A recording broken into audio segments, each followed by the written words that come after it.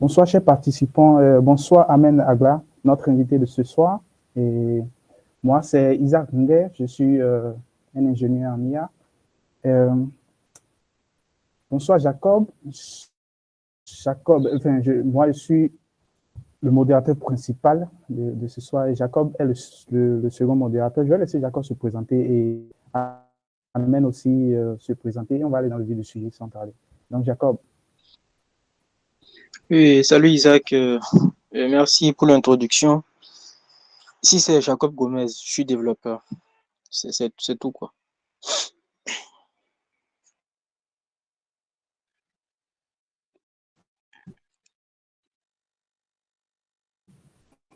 Le micro est à toi. Allô? Oui, Oui, Isaac, oui, on j'ai te fini, de me présenter, c'est autour d'Amin. Oui. Ok. Amen, tu nous entends? Oui, vous me recevez, j'espère. Oui, tu reçois. Super. Bonsoir à tous. Bonsoir, Isaac. Moi, c'est Amel. Bon, tous ceux qui sont dans le mythe presque me connaissent, je suppose. Je suis également développeur Angular et je fais aussi du mentorat sur Open Classroom, formateur, enseignant dans les écoles d'ingénierie comment dirais-je, en France et également auteur, puisque j'ai sorti un livre en octobre. Donc, en résumé, c'est un peu ça mon profil. D'accord, merci beaucoup et merci à tous d'être là ce soir. Et le mythe de ce soir portera sur les secrets que j'aurais aimé savoir débutant la préparation. Et le 16 novembre, nous avons abordé ce sujet avec notre invité expert et il a partagé ses expériences avec nous. Et cette séance sera une suite à la séance passée, mais cette fois, nous allons euh, euh, aux participants. On ne te reçoit pas bien en fait. Apparemment la connexion ça flanche chez toi. Allô, est-ce que vous le recevez? Moi je le reçois plus. Je pense qu'on l'a perdu, hein. Souci de Ouais, je pense. connexion.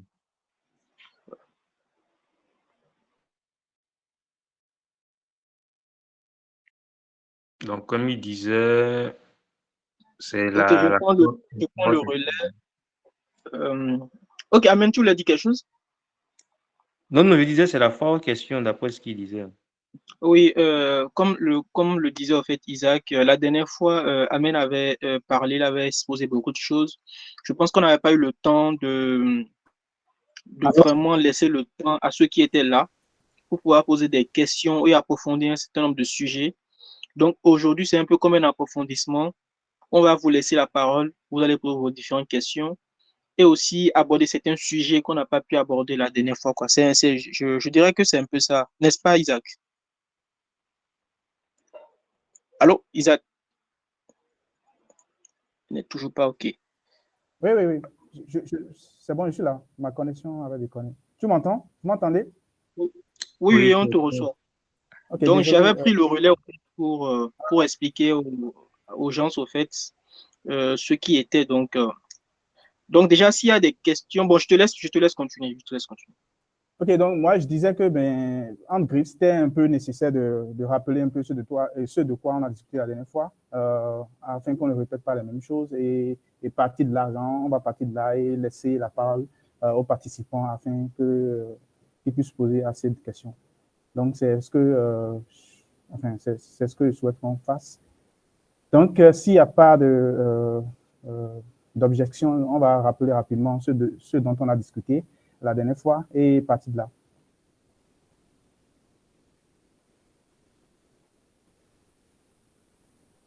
Donc, j'ai fait un résumé de ce dont on a discuté la dernière fois ici et j'ai partagé le lien avec tout le monde. Donc, on a discuté des secrets pour bien débuter en programmation et on a posé quelques questions à Amen dans ce sens-là. Il a répondu à ces questions-là et il y a un résumé de sa réponse dans ce document-là. Il y a aussi, on a abordé les différences entre un programmeur et un développeur.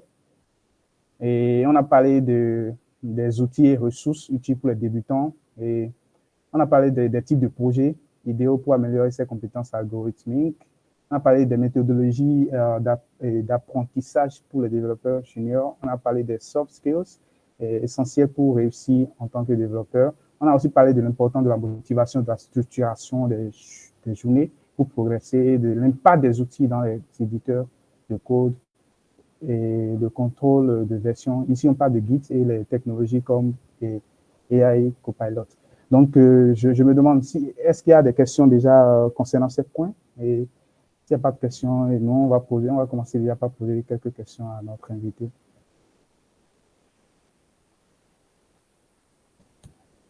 Est-ce que quelqu'un aimerait savoir quelque chose de particulier ou bien nous, on enchaîne avec nos questions? Vous m'entendez? Oui, on te reçoit. Je pense qu'on te reçoit tous. OK. Donc, Amen, moi, ma première question, c'est de savoir, en tant que développeur junior, je pense que quand on débute, parfois il arrive, on fait face parfois à des problèmes où on ne sait pas du tout, genre, comment s'y prendre. Et bon, moi, je me dis même qu'à des moments donnés, il faut laisser tomber, genre, parce que on n'a pas encore l'expertise pour affronter genre, certaines gammes de problèmes. Je me dis, face à cette situation, comment toi, tu as l'habitude de faire? Qu'est-ce que tu conseilles aux débutants? Ok, Isaac, merci pour la question déjà. Lorsqu'on est débutant, ça dépend du contexte, hein.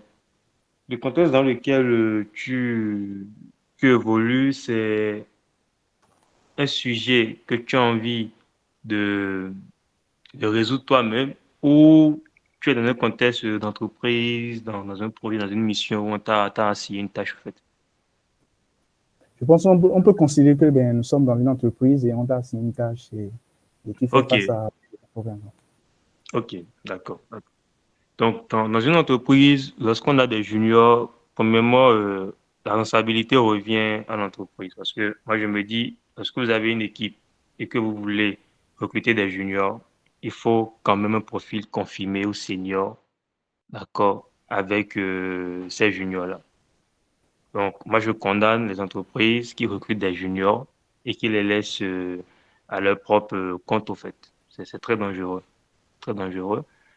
Donc, si tu te retrouves dans une situation où tu es junior et que tu as un souci par rapport à une tâche ou à un projet ou à un bout de code, premier réflexe, c'est de demander à ton senior, voilà, j'ai un souci, voici ce que j'ai fait. Et comment peux-tu m'aider, d'accord, pour atteindre l'objectif? Donc, ça veut dire qu'en temps, le junior, il a creusé, il a fait des recherches, il a trouvé des pistes de solutions, mais il n'est pas sûr si c'est la meilleure solution, c'est la solution optimale. Donc, faut pas aller vers le senior les mains vides. Non. Parce que, en tant que junior, une entreprise sérieuse. Oui, vas-y, Isaac. Non, tu as fini? Non, non, je pensais que tu voulais parler, en fait. Non, non. Je, OK. je vous- Donc, je dis, en tant que junior, lorsque tu fais face à une problématique qui te dépasse, il faut pas aller les mains bredouilles. Il faut toujours montrer ce que tu as fait comme recherche, les pistes de solutions que tu as trouvées. Et ensuite, c'est au senior ou au confirmé de te montrer le chemin idéal parmi toutes les recherches ou tout ce que tu as eu à faire comme recherche jusque-là. D'accord. Donc, faut pas être un junior qui se défile. Faut pas un junior qui panique. Faut pas être un junior qui, qui a peur. D'accord. On peut stresser face à la situation. Le stress, c'est normal, mais la peur, c'est pas normal. Donc, tu peux stresser, mais il faut savoir dominer ce stress-là, faire tes recherches et essayer d'aller voir le senior. Maintenant, si c'est une équipe où il n'y a aucun profil senior, là, c'est grave. C'est grave parce que, primo, mentalement, psychologiquement, pour le junior, je pense que le burn-out va s'enchaîner. Donc, parce que s'il est bloqué, s'il a un souci, qu'est-ce qu'il doit faire? Il a fait ses recherches et tout, il a trouvé plein d'informations. Il ne peut pas absorber trop d'informations en si peu de temps. Il faut forcément qu'il aille demander de l'aide à quelqu'un de plus expérimenté que lui. Et ça aussi, c'est un skill que le développeur junior doit savoir développer. Savoir que quand je ne connais pas, quand je suis bloqué, je dois aller demander de l'aide.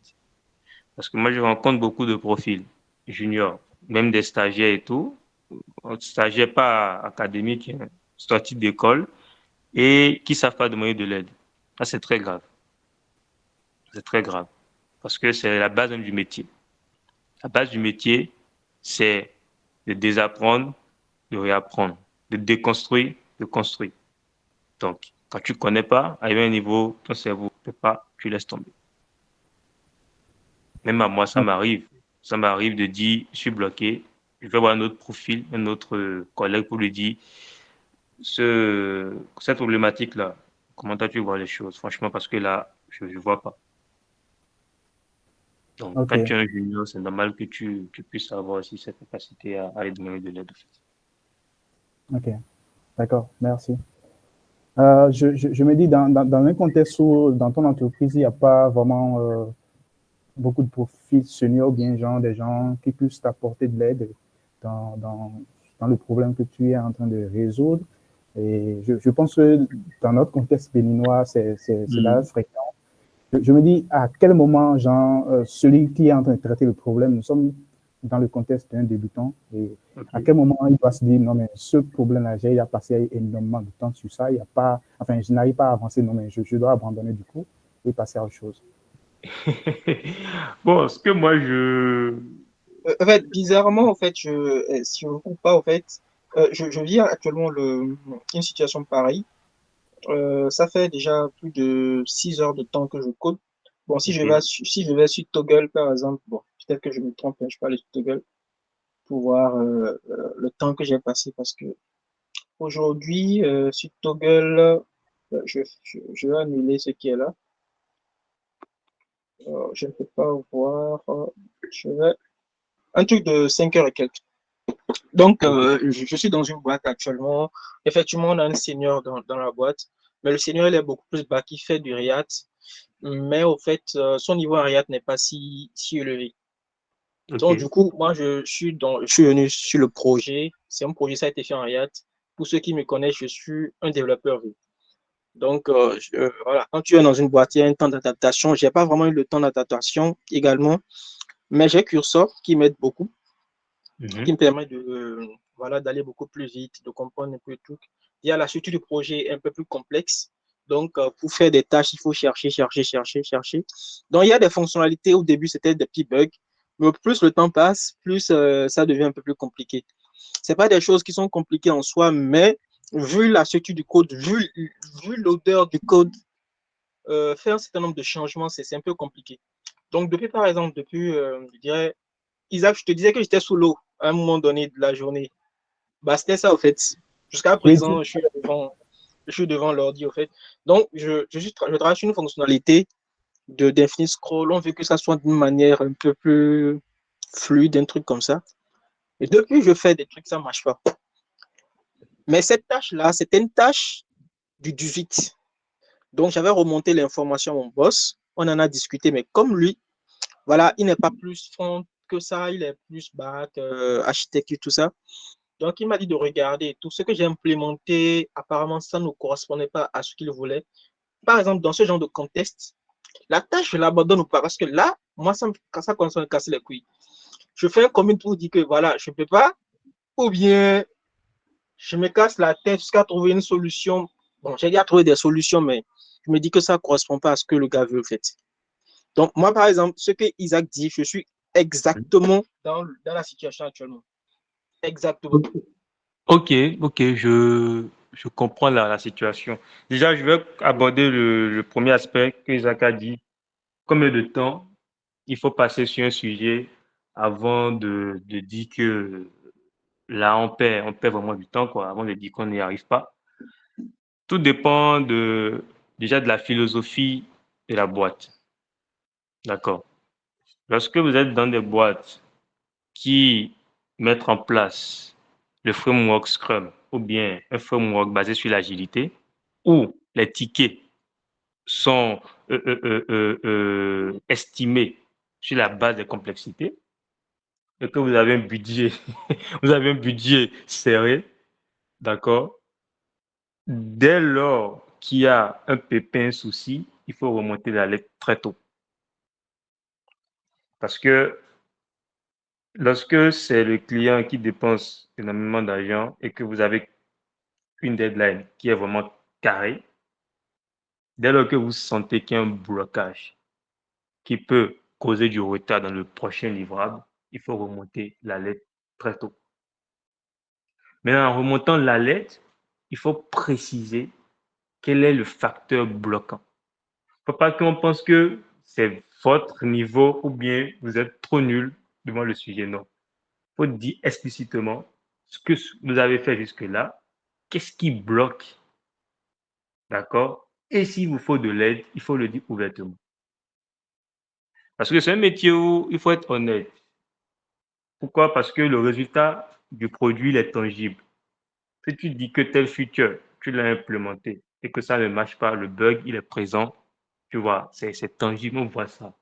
On ne peut pas continuer le sujet. Donc, le temps passé sur le souci dépend, moi je dis toujours, de l'environnement dans lequel vous évoluez. Il y a des environnements où on peut vous dire, après 2 ou 3 jours, sur un ticket, si ça n'évolue pas, remontez les soucis. Il y a d'autres, on va vous dire, voilà, après une demi-journée de travail, si tu sens que ça n'évolue pas, si tu es bloqué, remonte. Et surtout, cet aspect-là, quand tu es en agilité, tu n'as pas le choix. Parce que demain, quand il y aura daily, qu'est-ce que tu vas dire? Ok, demain, tu as dit, tu es sur le même ticket. Après-demain, le même ticket. Dans 3 jours, le même ticket. Toi-même, déjà, d'un côté, tu es traumatisé. Tu te dis, mais les gars, ils vont se dire que ça, c'est un feignasse, ça. Vous voyez un peu, donc. Moi, je dis toujours aux devs, juniors, peu importe le niveau de seniorité, dès lors que vous sentez qu'il y a un couac sur le ticket, remontez vite. Je préfère quelqu'un junior qui est honnête, qui remonte les sujets bloquants pour lui très tôt, que quelqu'un qui est sournois. Parce qu'il y a une chose qu'il faut comprendre, hein, les entreprises font l'erreur de demander à un développeur junior de faire des choses de senior ou de confirmer.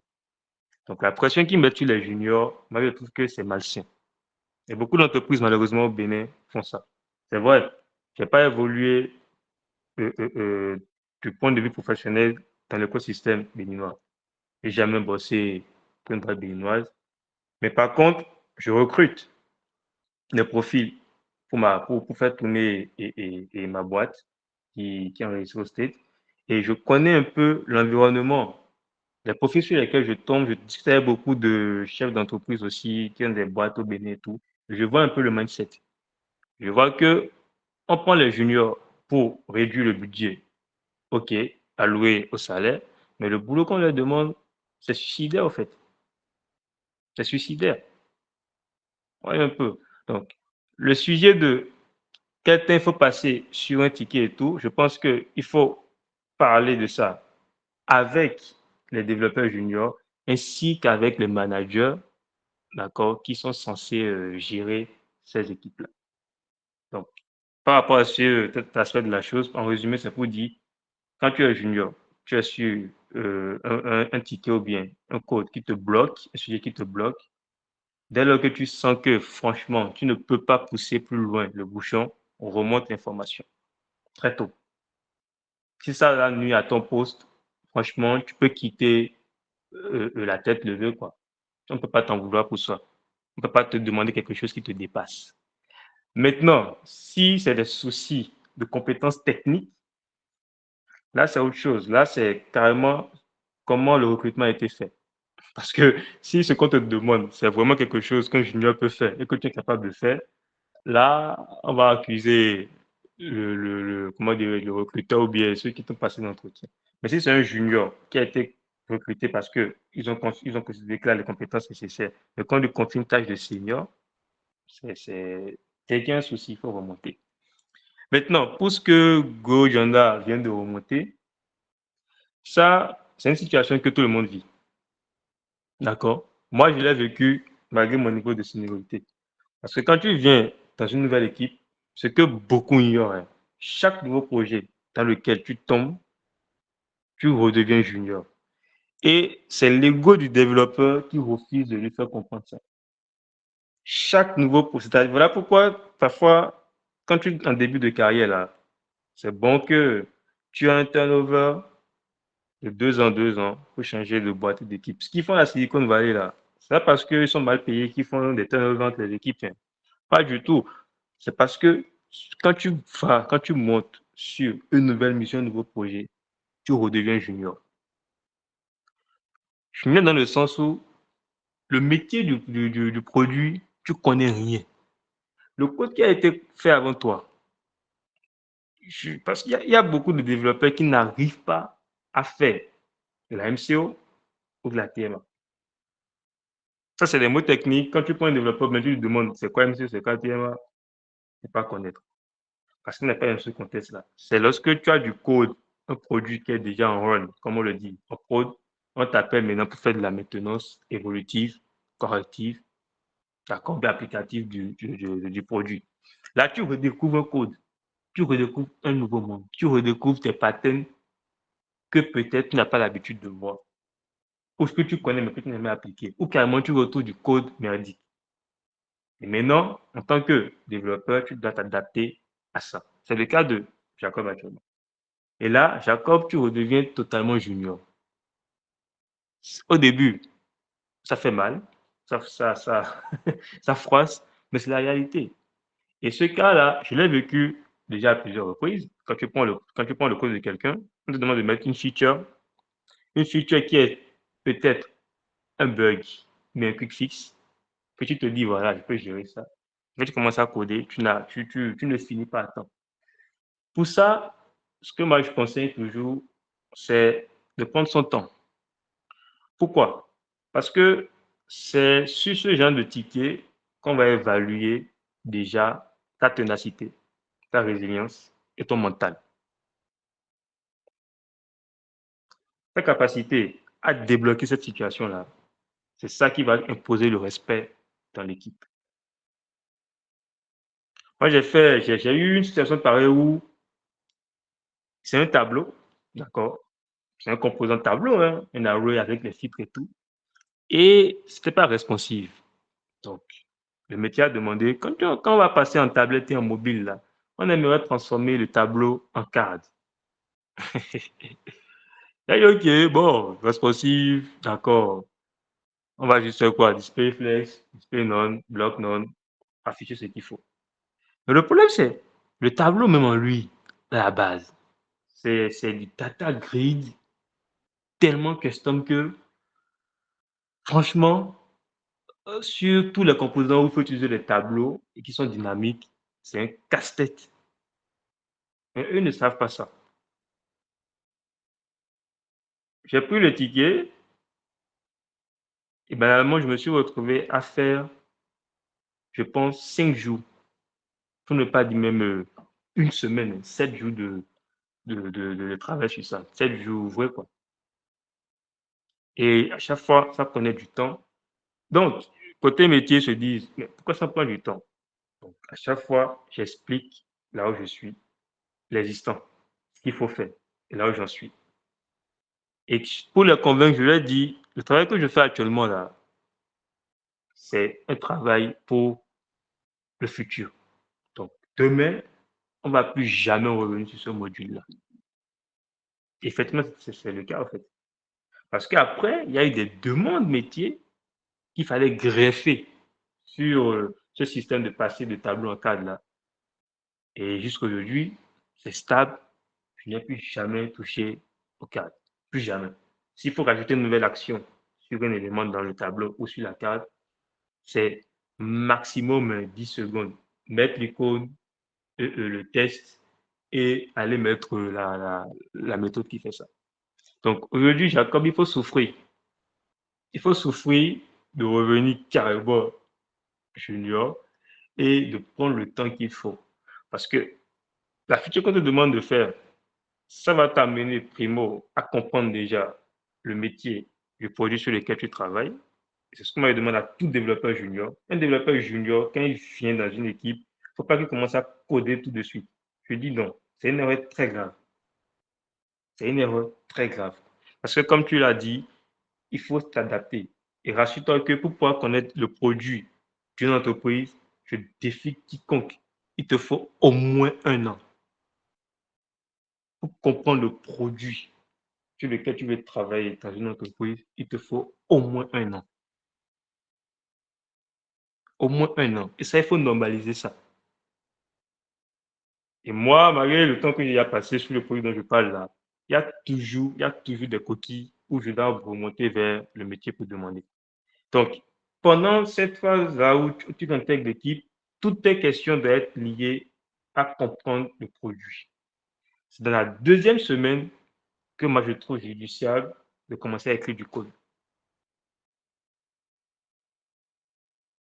C'est la deuxième semaine. Parce que la première semaine, il faut que c'est-à-dire, fais le métier là, côte à côte. Tu dois comprendre le produit. Parce que le code que tu vas écrire là, si tu ne comprends pas ce que la page, le composant ou bien le métier fait par rapport à cette interface, tu ne sauras pas. Parce que parfois, on est amené à créer des doublons, tu vois, à faire du code repeat, alors que le truc existe, mais parce qu'on n'a pas compris le métier de l'application, on ne s'est pas posé la question de savoir est-ce que ce truc-là n'est pas déjà quelque part que je peux rendre générique au lieu de devoir coder ça à chaque fois que le besoin va s'exprimer.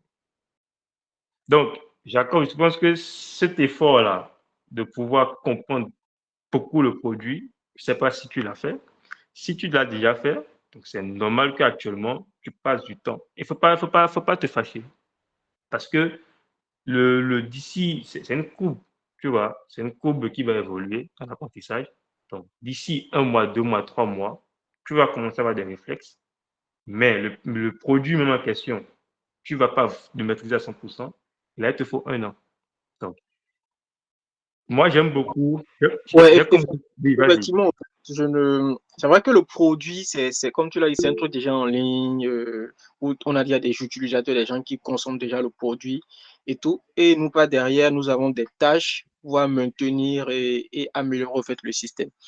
Le produit, je ne le maîtrise pas à 100%. Donc, on a même plusieurs produits. Moi, je travaille sur un produit en particulier, je ne le maîtrise pas à 100%. Ok. Ma difficulté, au fait, actuellement, c'est une difficulté au fait liée plus comme tu l'as dit. Bon, je redeviens au fait junior ou carrément débutant pour un développeur vu qui tombe dans un environnement où il doit d'abord apprendre React et tomber sur un projet hyper structuré où tu n'as pas vraiment quelqu'un qui t'aide tout ça. Mhm. Donc, il y a déjà ce temps d'adaptation, le temps de comprendre le framework, la philosophie et maintenant pouvoir travailler sur les fonctionnalités qu'on te demande au fait de faire. Avec mon expérience sur d'autres frameworks, j'arrive à Oui. capitaliser. Ok. Mais la frustration, c'est que je, j'essaie quoi, mais j'essaie de faire ce que je peux, mais ça ne donne pas. J'essaie quoi. Même j'ai proposé des solutions, j'ai proposé plusieurs solutions qui semblent Ok. fonctionner. Un système de, en fait, c'est un truc d'infini scroll. J'ai proposé un Moi, je système sais de quoi tu parles. Infinite qui Scroll, ouvre oui. ça là, qui, voilà, quand tu es sur la page 1, il met dans la file d'attente la page 2, 3, 4. Et quand tu passes sur la page 2, ouais, j'ai mis en place, j'ai fait beaucoup de choses au fait. Mhm. Mais malgré ça, quand moi-même je teste, vu que je connais, bon, vu que j'ai une idée du produit, je me dis que ça ne donne pas quoi. J'essaie de reproduire un système à la YouTube, tout ça. J'ai essayé, mais en tout cas, je suis dedans. Et franchement, c'est casse-tête. C'est casse-tête. Et Est-ce quand que tu tu n'as as, pas vraiment quelqu'un. est-ce que tu essaies de prendre l'avis extérieur d'un dev React pour je sais pas, un call one-to-one de 30 minutes pour voir ton problème? Bon, ça, je ne l'ai pas fait parce que je me dis que comme c'est un projet privé, il va Oui, devoir c'est voir ça le qu'un code. projet privé, mais tu lui demandes en fait, tu demandes son aide ou bien, en tout cas, son expertise sur un sujet clé du produit. D'accord? Il va te demander une démo. Tu lui montres pas tout le code du projet, mais la problématique que tu as, soit tu arrives à faire un clone de la problématique que tu as sur un dépôt GitHub avec que tu partages avec le pour qui te regarde ça, ou tu essayes. Parce que là, tu vois, tu sors de ton cadre d'expertise classique, Vue.js, tu es en React. Premier réflexe, tu vas essayer d'adapter ce que Vue.js fait en React. Et ça, c'est red flag. C'est le rôle des développeurs qui changent de techno. On essaie toujours d'essayer d'implémenter ce qu'on fait en Vue là, ou en Angular, en React, ou en React en Angular. Et là, c'est comme ça qu'on commence à produire du code bizarre. Or, chaque framework a sa philosophie. Tu vois un peu. Maintenant que tu es coincé et que tu vois que ça ne donne pas, là, tu n'as pas le choix. Tu dois aller voir quelqu'un, un développeur expérimenté, dont tu as confiance en ses compétences. 30 minutes, je suis sûr qu'en 30, même en moins de 30 minutes, il te dira où est-ce que ça bloque. Moi, j'hésite pas à faire ça. C'est vrai que, bon, moi, je suis dans un contexte où les développeurs Angular, c'est toujours dans la même boîte. Donc, si j'ai un souci, je peux aller voir un collègue à côté, même si c'est pas le même projet, ou j'ai un tech lead qui est là. Et à deux, on essaie de voir. Juste en parlant, parfois même sans toucher même le code, tu comprends le souci. Juste en parlant avec la personne. Donc, c'est important. Tu lui montres juste peut-être la démo de là où ça bloque. En regardant la démo, il te posera des questions. Tu as fait ci, tu as fait ça, tu as fait ça. Juste en débuguant comme ça, il te dit peut-être que c'est non ou bien c'est une mise à jour d'une variable, d'un objet qui n'a pas marché, quoi. Donc, il faut essayer ça. Et c'est des qualités justement qu'il faut aussi pour un développeur junior, senior confirmé. C'est la même chose. Lorsqu'on est bloqué, qu'on voit que franchement, tout ce qu'on a fait, ça bloque, il faut demander de l'aide. Franchement. Moi je te conseille ça. Ok, merci. D'accord, merci. Eddie avait une question, donc on va le laisser Voilà, poser oui. ça. Il y a Eddie qui levait sa main. Oui, bonsoir tout le monde. Ma question c'était par rapport au turnover. En fait, tout à l'heure, il y a eu une métrique de 2 ans. Et si je considère Oui. que si on prend un an à passer pour comprendre le contexte d'un projet, ça veut dire que concrètement, on a, disons, un an pour maîtriser le projet et faire une montée en compétences beaucoup plus significative. C'est bien ça, si on est dans une logique de 2 ans de turnover. Alors, en dehors de ça, qu'est-ce que vous pensez des gens qui passent, je sais pas, 3, 4, 5 ans, parfois 10 dans une même boîte? Ça, c'est une belle question, hein. Bon, tu vois, moi, le turnover de 2 ans, je me dis, tu viens sur le projet en un an, tu as une idée du métier, tu sais comment ça marche. Même si tu n'as pas forcément tous les rouages, et en parallèle, tu montes en compétences. Donc, en 2 ans, tu es, je dirais, confirmé dans la mission. D'accord. Parce que les missions, généralement, ça ne dépasse pas 3 ans. Si je prends le contexte des entreprises en Occident et tout, dans une mission, tu ne dépasses pas 3 ans si tu es consultant, en fait. Donc, en 2 ans, tu as confirmé, quoi. C'est-à-dire que, bon, c'est bon. Maintenant, ceux qui passent 3 ans, 5 ans, généralement, c'est des personnes qui sont dans des entreprises où c'est le client final, comme on le dit. C'est-à-dire que tu travailles, tu as été recruté par la boîte, tu bosses chez eux. Si tu t'ennuies pas dans ce que tu fais, ça c'est bon. Moi, je suis quelqu'un, je m'ennuie très vite. Si il n'y a pas de challenge, franchement, après 2 ans sur un produit, je m'ennuie très vite. Donc, quand tu es quelqu'un comme ça, il faut cibler des entreprises où ils ont plein de projets, où tu peux switcher tes projets, d'accord, switcher tes métiers, sans avoir des moments où tu as une baisse de charge et on te demande juste de modifier la couleur d'un test ou bien de mettre ça dans le gras italique ou bien de changer le bouton, tout ça. Tu vois, ça, pas de challenge. Donc, ceux qui font beaucoup dans les entreprises, c'est les personnes, franchement, ils aiment le produit et ils ne sont pas ennuyeux. Il y a l'autre catégorie de personnes qui sont là parce que ça leur permet d'accord, de gérer d'autres deals en parallèle, dans le sens où ils ont mis déjà les preuves qu'ils sont bons dans le poste, ils sont là, ils sont confirmés, ils sont incontournables, et ça leur permet cette confiance en fait leur permet à l'employeur de le maintenir. De son côté, à lui, il a beaucoup plus de temps pour gérer ses gombos. Et les deux, c'est ce qu'ils font.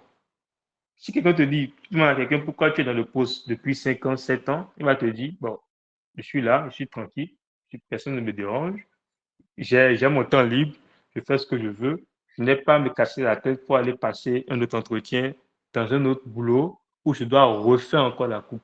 Parce que quand tu changes d'entreprise, il faut que tu confirmes ton expertise. Et ça va te prendre du temps. Donc, il y en a qui se disent, j'aime pas trop prendre de gros risques. J'ai une entreprise, il m'a confirmé et tout, je suis bon, je reste là, tranquille. Tu vois un peu. Mais arrivé à un moment, tu ne vas pas forcément évoluer. Et si tu n'évolues pas, tu stagnes. Voilà pourquoi on a les 10 ans d'expérience, mais quand tu les prends en entretien, voilà, quand tu presses le cerveau, tu vois que le mec, il a 2 ans dans la tête, maximum, que c'est un junior, quoi, tu vois. Donc, tout dépend de ce que tu recherches. Maintenant, il y a d'autres facteurs, hein. Il y a des facteurs personnels où tu as une famille, tu as des enfants, tu as des bouches à nourrir, tu ne vas pas te lever, commencer à... Après, en début de carrière, si tu te sens que tu n'as pas grand-chose à perdre, à switcher, tu peux switcher. Mais il y avait un moment obligé, tu vas te stabiliser, hein. Tu n'as pas le choix. Soit tu passes à ton propre compte, soit tu trouves une entreprise où tu t'installes, tu te stabilises. Dans le temps, tu as déjà eu l'expérience de voir beaucoup de choses. Et c'est ça qui a été un tech lead. Les tech leads, c'est des personnes, ils ont tellement vu de choses que quand ils viennent sur un produit où ils restent bloqués dans l'entreprise, il faut savoir que c'est un bagage d'expérience. Ce n'est pas forcément les compétences techniques liées au sujet qu'ils traitent, mais c'est les compétences globales. C'est la vision technique qu'il a. Parce qu'après, tout ce que tu feras, c'est d'écrire le code, d'accord, ou bien d'implémenter ça suivant la technologie que tu veux. Mais lui, il a dit tellement de choses que les cas, les scénarios et tout ça, il connaît. Tu vois? Donc, quand je vois quelqu'un qui dit qu'il est tech lead, moi, je prends du recul d'abord pour voir comment il fonctionne. Parce que c'est pas le fait d'être très fort en anglais, d'être très fort en Vue.js. On dit, je ne sais pas quoi tu réponds. Non. Mais les connaissances que tu as en Angular, en Vue.js et tout ça là, devant un projet, comment tu les utilises? Tu sais que les trucs existent, mais est-ce que c'est au bon endroit, au bon moment que tu les utilises? Si on te sort de ce cadre-là, par exemple, et qu'on t'amène une problématique, d'accord, qui va te demander une extension de tes connaissances en Vue et autres, en front-end généralement, comment tu t'en sors? Tu es trop focus sur la techno, ou tu es globalement un software développeur bien ingénieur, comme on le dit. Tu vois un peu, donc. C'est vraiment du cas par cas, hein. Pour si tu veux passer plus de 5 ans, si tu poses des questions à 10 personnes, tu vois que chacun va te dire pour lui. Mais généralement, c'est ce que moi je remarque parce que je pose trop de questions. Quand il y a quelqu'un qui fait 10 ans, je lui demande, mais pourquoi tu es encore là? Et c'est les réponses de ce style-là. Mais pour quelqu'un qui commence, il ne faut pas stagner dans une boîte. Si tu peux quitter, quitte, à voir comment ça se passe ailleurs. Là, au moins, tu pourras juger tes connaissances, tes compétences et voir maintenant là où tu as envie de finir d'atterrir, quoi. Donc, c'est un peu ça, hein, Eddy. Je ne sais pas si j'ai répondu à ta question. D'accord. Merci, Amen. Quelqu'un a des questions? Sinon, je vais poser ma prochaine question, ma question suivante. OK, donc, la question suivante, c'est de savoir, genre, en tant que débutant, quelles métriques ou bien quels sont les critères qu'on doit utiliser pour évaluer notre évolution afin de savoir que non, mais à un moment donné, on est prêt je sais pas, pour décrocher un boulot ou bien pour aller conquérir le monde. Bon, à quel moment on est prêt pour savoir si on est prêt, hein? Si tu te poses cette question-là, tu ne seras jamais prêt.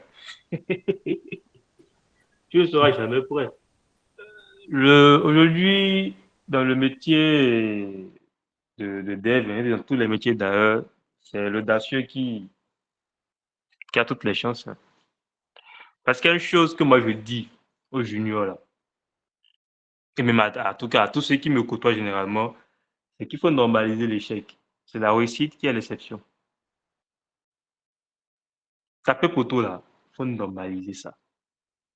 Donc, Donc, si, désolé. oui, Donc, tu estimes que les conseils que tu as procurés la dernière fois, sans même les suivre, c'est-à-dire sans même apprendre, par exemple, l'algorithmique, le débutant qui souhaite faire carrière dans le développement peut se dire, OK, je peux décrocher un boulot et je peux tenter ma chance, non, des choses comme ça. attention, il faut nuancer.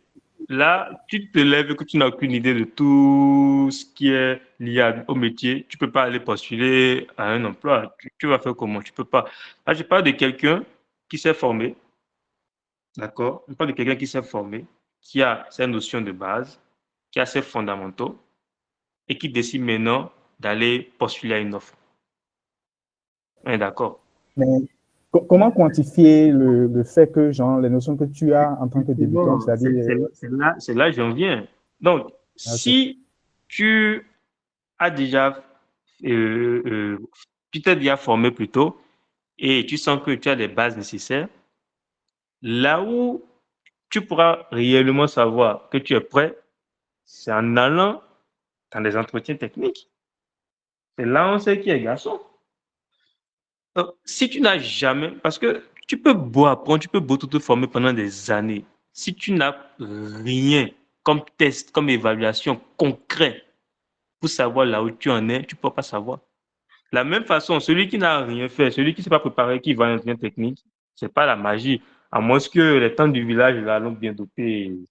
Quand il parle seulement, c'est la vérité, il sort. C'est l'entretien technique qui est l'étape où on filtre les imposteurs et vrai. Tu vois. Et si tu n'as jamais fait d'entretien technique, tu vas savoir. Et moi, je conseille même aux développeurs juniors, là, je leur conseille d'aller faire cet entretien technique pendant l'apprentissage.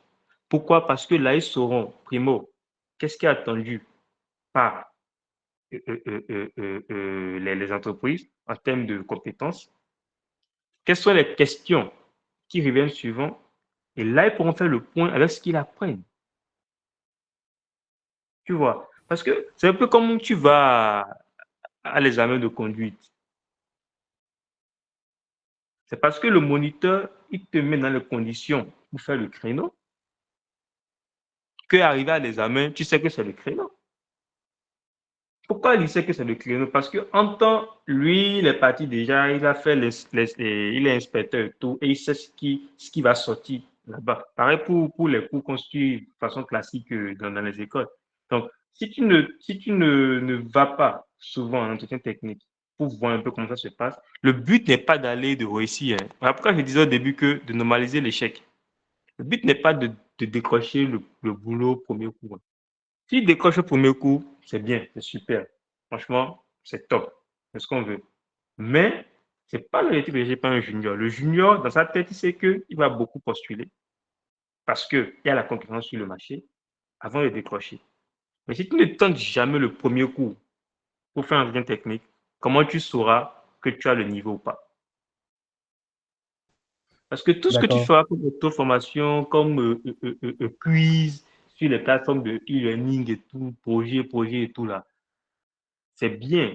Mais comment savoir que ça converge vers les attentes d'une entreprise X ou Y? Il faut passer un entretien technique, tout simplement. C'est le seul critère, le seul moyen de savoir si vraiment tu es prêt. Il faut se jeter à l'eau, quoi, tout simplement. D'accord. D'accord. Cool. Euh, Donc, la question que je me pose, imagine que dans un milieu, on n'a pas beaucoup d'entreprises et dans ce contexte, Mm. aller vers les entreprises pour dire que tu veux, je sais pas, mesurer ta compétence, juste, je ne sais pas, ça peut griller ton profil ou bien tu vas pas. Non, non, pourquoi? je suis sur mon CV, j'ai mis que je suis développeur junior. À moins que sur le CV, tu as déjà monté à la base. Sur le CV, j'ai mis je suis un développeur junior, tout simplement. D'accord? Et là, je vais à l'entreprise, je postule et tout, je passe mon entretien. Quelle entreprise recrute un développeur junior, il va lui poser des questions de senior, de confirmé. Ça veut dire qu'une entreprise même ne sait pas ce qu'elle veut. Tu comprends ce que je dis? En fait, le problème parfois, là, ce n'est pas le développeur junior, hein, c'est la boîte. Parce que si on cherche un développeur junior, je dépose mon CV, je prends l'entretien, on me pose des questions de développeur junior que je ne réponds pas, le problème, c'est à mon niveau. Mais quand je vais là-bas et qu'on me commence à me poser des questions sur des sujets complexes qui dépassent mon niveau de seniorité, alors là, franchement, je ne sais pas par quel miracle le dev junior peut s'en sortir. Tu vois un peu. Donc, généralement, là, malheureusement, en Afrique de l'Ouest, au Bénin, par exemple, je ne sais pas comment se passent les entretiens, mais si c'est le cas que les développeurs juniors rencontrent en entreprise, ça veut dire qu'une entreprise veut prendre un junior, sous-payer et le faire un boulot de senior. Et ça, c'est triste, c'est malhonnête. Tout simplement. Je pense que c'est Isaac a un souci de connexion. Hein. Ouais, en fait, ça me. Ok, Richard, tu veux poser une question, Richard? Richmir plutôt. Richmir. Oui, oui, bonsoir, j'espère que vous allez tous bien. Oui. Donc moi, c'est Richmir. Je voulais vous poser une petite question là. Comment est-ce qu'on peut savoir que, par exemple, on est Oui. junior, senior ou voilà, intermédiaire? Comment on sait? Comment on sait tout simplement? Ok. Comment savoir son niveau? C'est une question personnelle. Hein. Faut pas se mentir à soi-même, concrètement. Moi, je vais définir déjà comment moi je vois les 3 niveaux de seniorité. Le senior, déjà, c'est un profil, techniquement, il est bon et il peut accompagner les profils inférieurs à lui à monter en compétence. C'est ça un senior pour moi. Techniquement, il est bon et il a ce côté de lead pour permettre au profil junior confirmé de progresser. Donc, quand moi je vois un profil senior qui n'arrive pas à transmettre son savoir ou aider les profils qui sont moins seniors que lui à progresser, il y a un couac. Ne me dites pas que les devs sont introvertis. Si tu es introverti, la probabilité que tu sortes de chez toi pour trouver du boulot, là, c'est presque zéro. Tu ne vas jamais moyen dans ta vie. Tu vas galérer.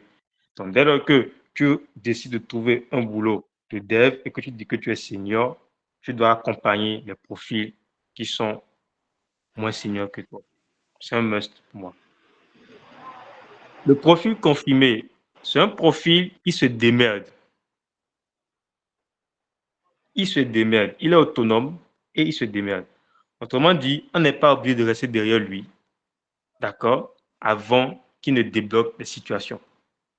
Mais il n'est pas encore capable de permettre à un développeur inférieur à lui de pouvoir monter convenablement en compétences. Tu vois, donc il n'a pas encore une culture tech très développée, mais il est capable de te résoudre les problèmes. Le développeur junior, c'est quelqu'un, on ne peut pas lui reprocher de ne pas être autonome.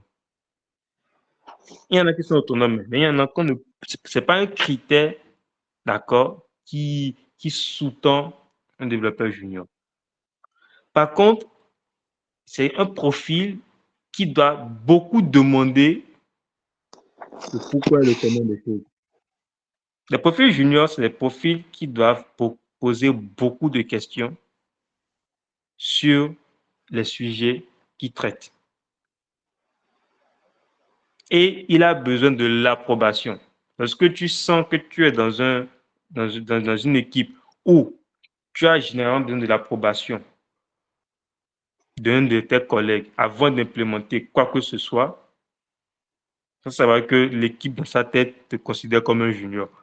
Parce que ça aussi, là, il faut détecter les signes. Lorsque tu vas dans une équipe et que tu remarques que pour tout ce que tu dois faire, on t'a dit, on t'a donné des consignes claires. Telle personne, tu dois d'abord voir avec eux, là. Et c'est des collègues à toi. Il faut savoir qu'on t'a recruté sur la base d'un junior. Hein. On ne te fait pas encore confiance, quoi. Pour que tu n'envoies pas un bonjour, notification en prod, comme par hasard. Donc, c'est ça un peu Richmi. Hein. La façon dont moi je définis ces 3 niveaux-là. Senior, intermédiaire, que j'appelle confirmé et junior. Ok, merci beaucoup, c'est très clair. Mais bon, je me suis déjà classé dedans. Et quand même là, tu es dans quelle catégorie? Ça m'intéresse. Oui, bah, bon, là, maintenant, je pense que je suis junior. Hein. Simplement, je pense que je suis junior. Ouais, j'ai encore beaucoup de choses à apprendre. Toi, il n'y a qu'une honte à être junior. Tant que tu le sais et que tu travailles pour.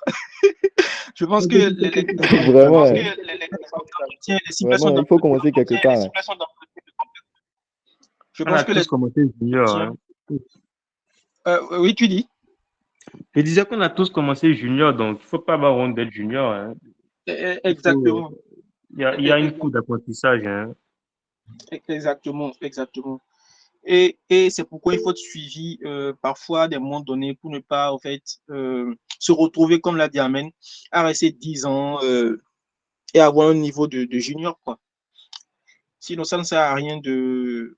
Moi, en fait, je reviens un peu sur certains aspects de Amen. Si moi, j'étais resté dans la même boîte, c'est vrai que la boîte existe toujours. Hein.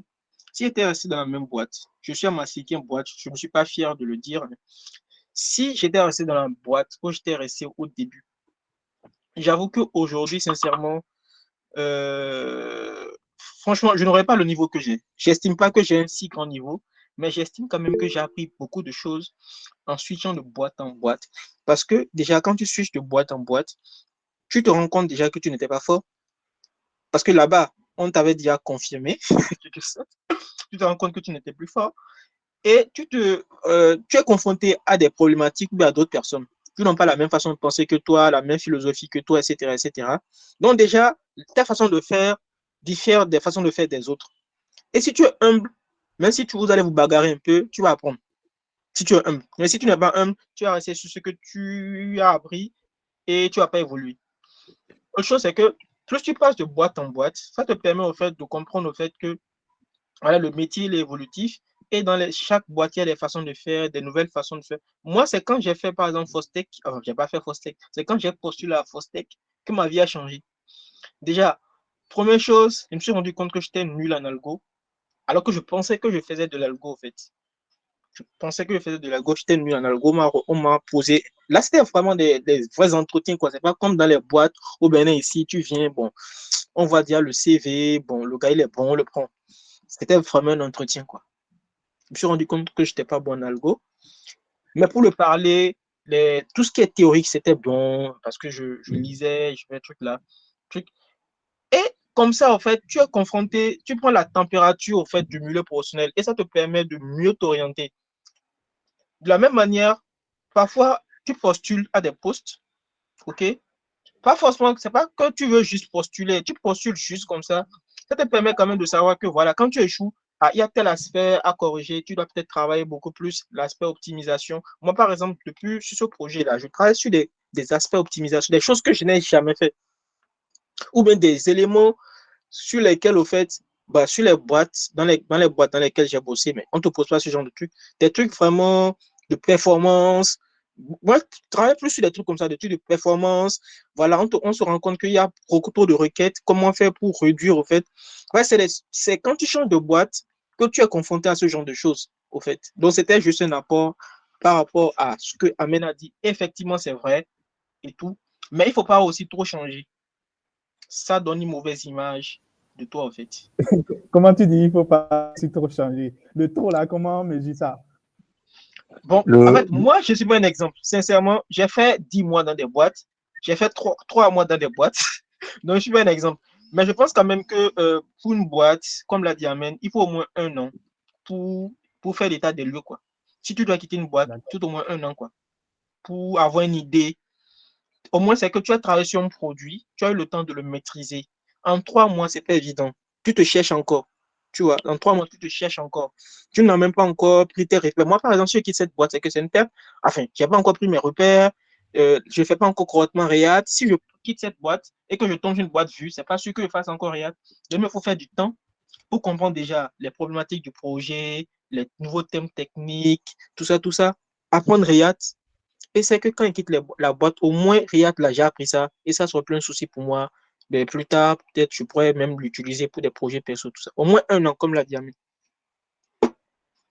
En fait, Et il Amine, faut comprendre il faut comprendre tu voulais dire quelque chose. la philosophie d'intervention des développeurs sur les projets et missions. Il faut savoir qu'il y a les missions courte durée et longue durée. D'accord? Et ça, c'est beaucoup plus quand tu es dans le schéma des freelances là, que tu comprends. Un freelance qui fait des missions courte durée, 3 mois, 6 mois, là, il n'est pas crédible. Il n'est pas très crédible. Parce que ça veut dire qu'il vient faire un quick fix, peut-être qu'il a travaillé sur 2 ou 3 bugs, et après, bon, plus besoin de lui, quoi. Tu vois. Et tu commences à avoir comment dirais ce type de profil-là, quand les personnes sont 15, 20 ans d'expérience, tu vois, il n'est pas là, il est venu juste de façon ponctuelle, une tâche ponctuelle, 3 mois, 6 mois. Mais quand tu es sur une mission longue durée, le client sait qu'il te faut minimum 1 an pour comprendre son produit. Donc, généralement, on te part sur 18 mois ou 24 mois. Et là, on sait que Moi, voilà. pour 6 mois. Moi, par exemple, c'est pour m'appeler pour 6 mois, mais je pourrais renouveler plus tard Oui, en c'est ça fonction le compte. C'est 6 mois renouvelables à chaque fois. C'est comme ça, généralement, les contrats sont. On te prend pour 6 mois renouvelables, quoi. Mais on te dit déjà en bac, là, en offre, que tu feras peut-être 18 mois ou 2 ans sur le produit, quoi. Donc, ça te crédibilise plus parce que là, on sait que, OK, tu es venu sur un produit, tu as eu le temps de comprendre le produit. Comme là, en fait, il y a. C'est Zénon, il s'appelle, hein. J'aime bien son pseudo, là. Qui disait que déjà 3 4 mois, tu as une bonne maîtrise de la code base. Le problème, c'est pas maîtriser le code que tu as. Le problème, c'est comprendre le métier sur lequel tu travailles, au fait. Parce qu'en lisant le code source en 3 ou 4 mois, c'est bon. Mais le code source que tu as ne reflète pas forcément le métier de l'application de A à Z. Donc, quand moi je m'exprime souvent là, je suis beaucoup orienté métier. Parce que les développeurs, c'est la seule chose qui va les différencier des autres. Un dev, c'est pas un pisseur de code. Il code et comprend le code qu'il a écrit à la ligne 57 là. Quel est l'impact que ça a sur le produit? C'est ce que moi je veux au fait que les développeurs mettent dans la tête. Chaque ligne de code que j'écris là, quel est l'impact que ça a sur le produit? Et c'est ça que le junior ne comprend pas au début. Le junior ne peut pas dire explicitement comprendre l'impact de son code sur le produit. Et dès lors que tu deviens confirmé au senior, le senior, il n'écrit pas du code pour écrire juste. Le senior, quand il écrit une ligne de code, il sait l'impact que ça a sur le produit, il sait ce que ça rapporte au client. C'est ça qu'il faut comprendre. Le métier de développeur, là, le développeur, le dev, c'est un métier tellement intellectuel que c'est pas limité au code. Si on veut que des codeurs, là, mais on va juste faire algorithmique, apprendre un langage. La preuve, quand on dit qu'on fait du Symfony, c'est du PHP. C'est pas le framework qui est dans le code, c'est le langage de base. Donc, le codeur, dis-lui juste le langage de base qu'il doit apprendre, et dis-lui maintenant le code qu'il doit écrire, mets-lui l'algorithmique, mais l'algorithme plutôt, il va coder. Mais là, on veut que les gens qui, à chaque ligne de code qu'ils mettent, ils voient l'impact que ça a sur le produit réel. Donc, moi, je juge que en 3 4 mois, tu ne peux pas comprendre ton métier. Ce n'est pas possible. Parce que ça part vite, hein. 5 jours ouvrables. Une semaine, 20 jours ouvrables. Ça part vite. Donc, le fait que tu es en train de résoudre des soucis à des endroits du produit et en même temps comprendre tout le process du produit, franchement, c'est très difficile. Et cela se comprend en fait dans les fintech. Pour avoir fait OpenSea, Oui. mais on prend par exemple un développeur pour gérer par exemple un aspect, je sais pas, l'un des dashboards. Bon, ils ont Mhm. plusieurs trucs, je ne vais pas rentrer dans les détails. Oui. C'est que honnêtement, en 3 mois, tu ne peux pas quoi. J'ai eu la chance de voir le code de KikaPay. Celle qui m'expliquait ça, elle est en train de faire 3 ans dans la boîte. C'est que elle a pris, c'est qu'elle est restée dedans. Elle ne fait que ça. Voilà. Elle ne fait que ça, quoi. Il y a des codes là. Avant de dire que ça, là, ça, quand tu enlèves ceci, là, ça aura telle incidence. Moi, actuellement, je fais des choses. Après, on me dit que qu'on a testé, ceci ne marche plus. Je ne sais pas encore. Mais il y a des gens, ils sont tellement dans le truc que ils savent que quand on fait ceci, là, tu as telle conséquence, quoi. C'est ça. Parce que la base de code, tu lis, tu vas comprendre. La base de code, tu lis, tu vas comprendre. Mais le problème, c'est le métier. C'est l'intégration entre les modules. C'est ce que ça reflète. Moi aussi, ça m'est arrivé. J'ai commenté une partie de code que je considérais comme inutile. Et on a testé juste ce qui est lié au ticket là. On a poussé en recette. Le, le PO a testé, il m'a mis KO. J'ai dit non, non, c'est impossible. Et c'est là maintenant qu'il me dit, ah tiens, effectivement, ce bout de code-là, il y a tel endroit où c'était réutilisé. Mais moi, je ne voyais pas le lien. Je ne voyais aucun lien dans mon projet, dans le code par rapport à ça. Et c'est maintenant quand je remonte maintenant le parcours utilisateur que je me rends compte que je me suis fait avoir comme un débutant. Et là, j'étais à 4-5 mois sur le produit. Tu vois. Donc, c'est important. Le code que vous écrivez, faut que vous mesurez l'impact que ça a sur le produit. Donc, moi, je dis toujours, minimum 1 an. J'ai vu un post LinkedIn de Rudy Onfroy. Je ne sais pas si vous le connaissez, il est sur LinkedIn. Il est CTPO, bref, CTO Product. Donc, il disait que lui, franchement, pour un développeur qui vient vraiment dans une équipe, qui conseille 1 à 2 ans pour pouvoir comprendre le métier. Et dès que j'ai vu le post, ça m'a fait un tic, quoi. Je me suis dit, voilà. Donc, je ne suis pas le seul à avoir pensé ça. Parce que le métier, franchement, si vous voulez être fort, là, si vous voulez être un développeur incontournable, chevronné, bon, là, ayez toujours cet aspect orienté business. Le code que j'ai écrit, là, quel est l'impact que ça a sur le produit? Comment ça fait gagner à mon client? Et là, vous êtes en mesure de lui dire, ce truc qu'on veut faire là, ça ne sera pas utile. Demande pourquoi, tu lui expliques. Il y a plein de features comme ça qui a été abandonné parce que, vu ma connaissance du produit, je commence à demander au métier en quoi cela est nécessaire. Quand il me donne l'explication, je lui dis, mais ceci qu'on a déjà fait là, vous ne pensez pas que ça résout déjà le problème que vous voulez mettre en place? Et là, tu crées un flou chez eux aussi là, et ils se remettent en question. Et là, ils sentent que voilà, ce dev, il connaît le métier. Donc, c'est un peu ça. D'accord. Merci beaucoup. Ezekiel, ok. Vas-y. Mon homo, hein.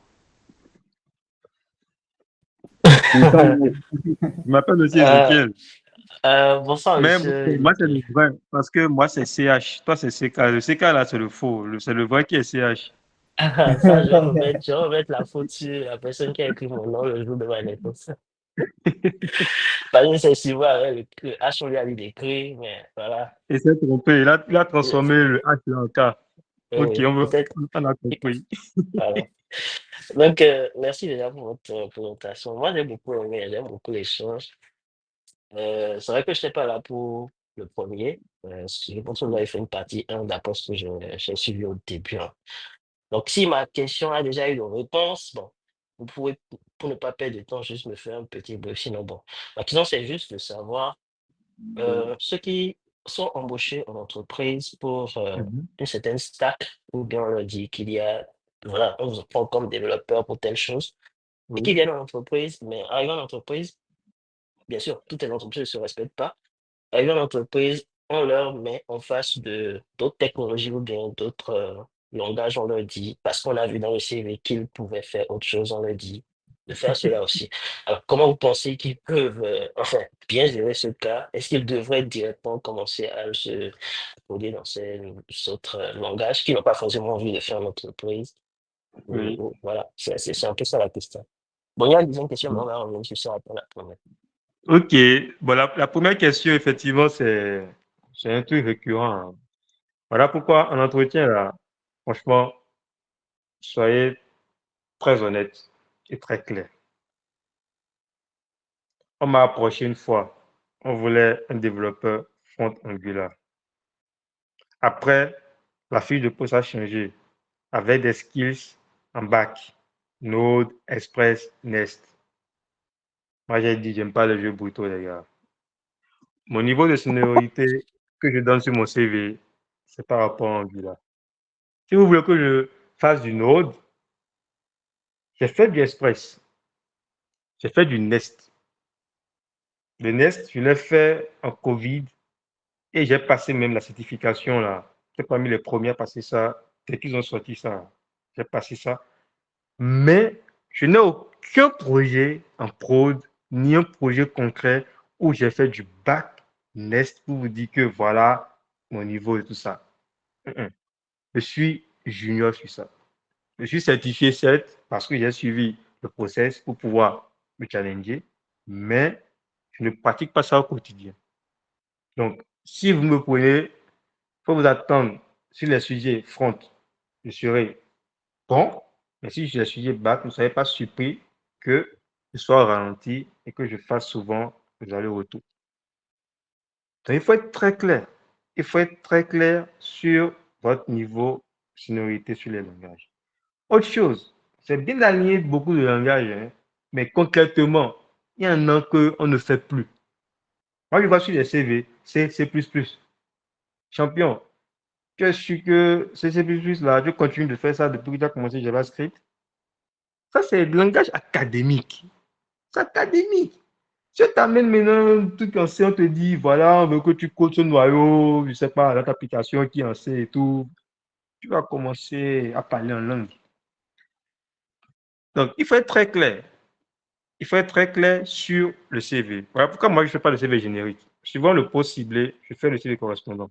Si c'est un poste de front, je ne mets pas de stack back. Mais par contre, je mets les ressources ou les patterns que je connais.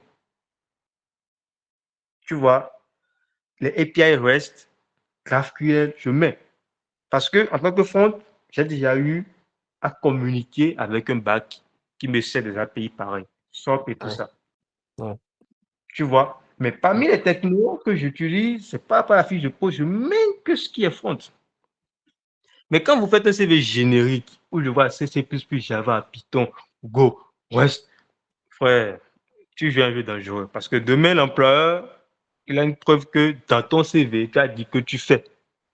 Voilà pourquoi arriver dans le poste, on te dit, ah tiens, on a même un sujet en C# là. Tu as mis que tu fais ASP.NET, non? Et C# et tout là. Montre-tu ça. Et là, qu'est-ce que tu fais?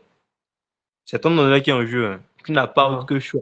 Si tu fais pas, il va te dire, ok, faute grave, c'est licenciement.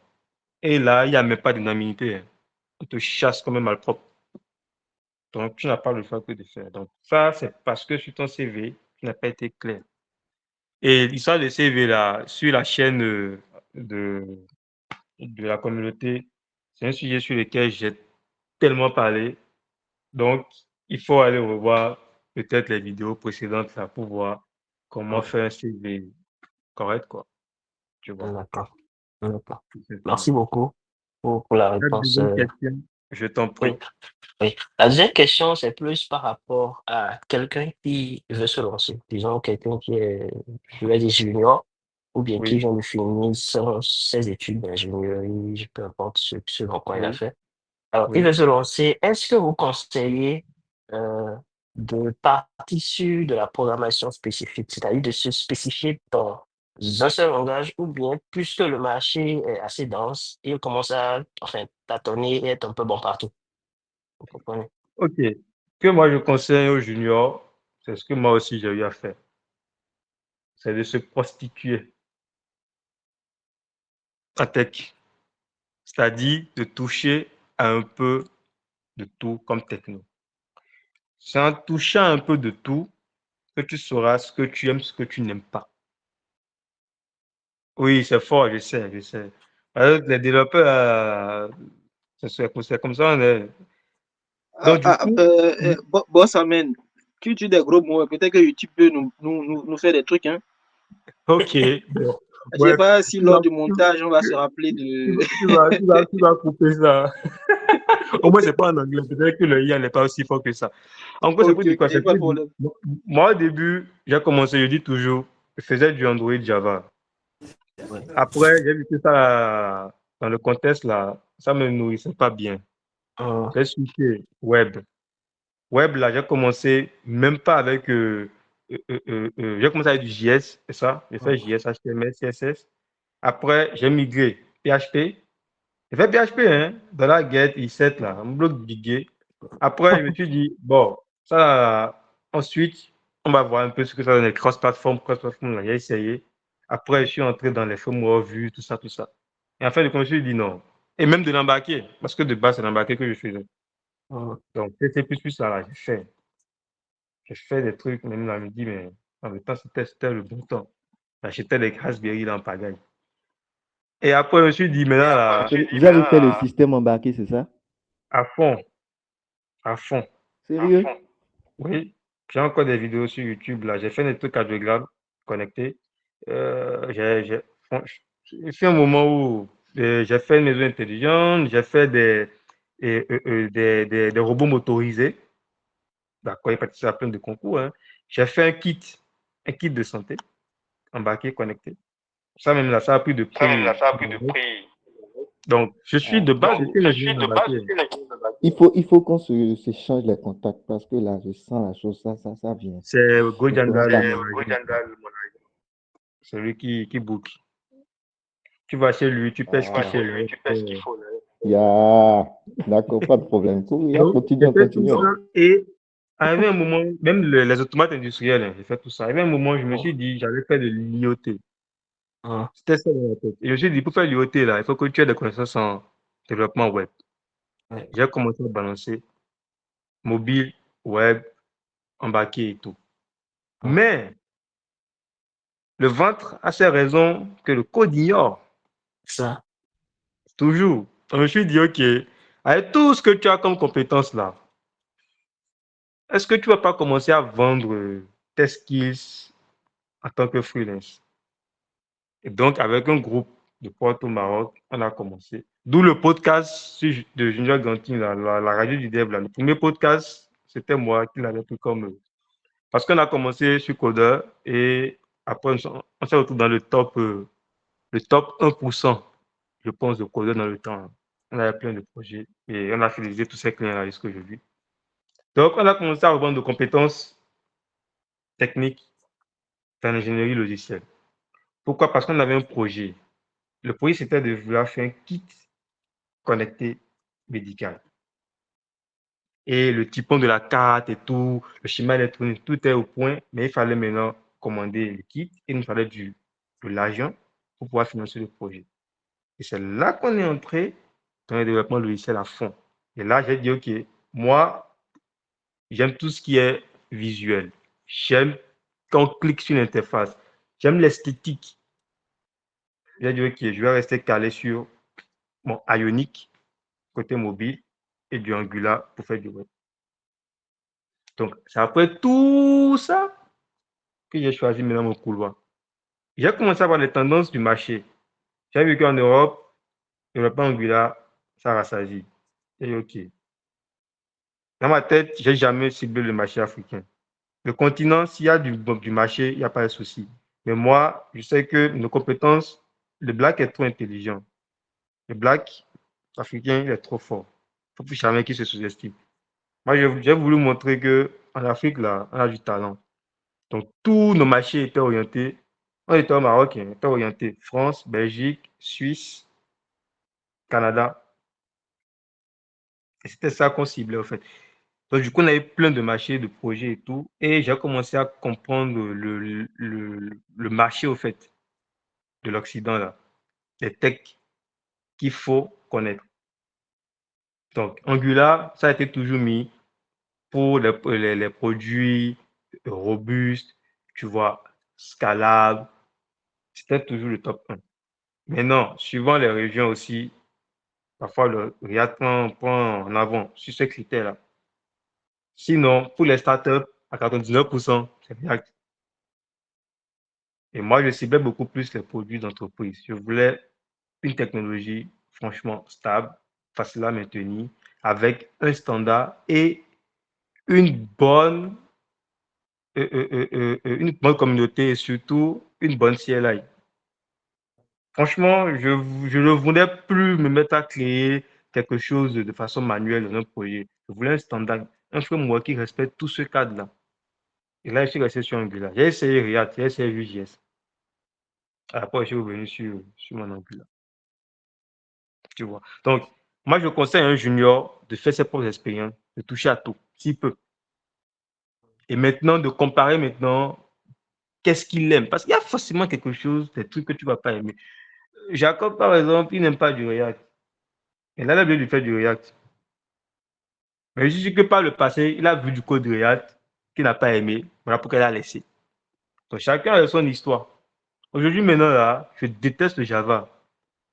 Ça me traumatise, comme le disent les Camerounais. Quand il déteste, c'est pas pour dire que c'est un mauvais langage. Hein. Mais je me dis, on écrit trop de tests. Il faut faire un petit truc. Tu écris de clavier, pour écrire quelque chose, sortir, comment dirais-je, une API GET. Tu vas mettre un Spring Boot, décorateur. Or, quand tu prends Express là, app.get, 3 lignes de code, API autant. C'est ça. Donc, tout ça fait que maintenant, il va me dire que tu fais du TypeScript aussi, tu as des trucs comme ça. C'est pas grave, le typage fort, on se cache derrière. Donc, il faut toucher parce que c'est le moment d'explorer quand tu es junior. Tu es en exploration. En fait. Et maintenant, par rapport à ça, tu peux te dire maintenant, voilà ce que j'ai envie de faire. Donc, n'hésitez pas. Hein. C'est le meilleur moment en tant que junior de se casser la gueule sur beaucoup de choses et de réapprendre quoi, facilement. Quoi. Il n'y a pas encore de contraintes, quelque sorte. Ouais. Moi, par exemple, je suis plutôt. C'est vrai que je me lance beaucoup plus dans quelque chose que j'aime. Et j'ai fait vraiment beaucoup de langage, il ne faut pas se mentir. J'ai fait du React, j'ai fait du web, évidemment. Mais je n'ai pas fait Angular. J'ai pas vraiment accroché. Je suis beaucoup plus resté sur du React. Mais je fais aussi du back-end, Nest et tout. Mais dernièrement, depuis plus de 2 ans, je suis beaucoup plus en dev Ok. iOS. Et j'ai beaucoup plus Ah, accroché là c'est parce toi que qui as j'avais fait remarqué que Convenem là, c'est toi, oui, hein? Fiscon Venum là, oui, c'est moi. Voilà, ok. Ouais. On a des Donc stars moi, dans le mythe. non, donc j'ai beaucoup plus accroché parce que c'est une technologie, quand je l'ai découvert, je parle de chiffres évidemment, j'ai remarqué qu'il y a beaucoup à apprendre. Et chaque jour, je ne fais qu'apprendre, je ne fais que découvrir et j'ai la possibilité de faire beaucoup de choses avec. Bon, seulement que c'est pour iOS. Alors, ce que j'ai remarqué, c'est que sur le marché africain, évidemment, il n'y a pas assez de demande pour ça. Donc, je me suis tourné vers un marché plutôt occidental. Et pour le moment, ça va, mais je remarque quand même que ça ne prend pas vraiment ici. Et quand je parle de ça, j'étais aujourd'hui au Mais tu manges dev bien. de... Bon, c'est pas là la question.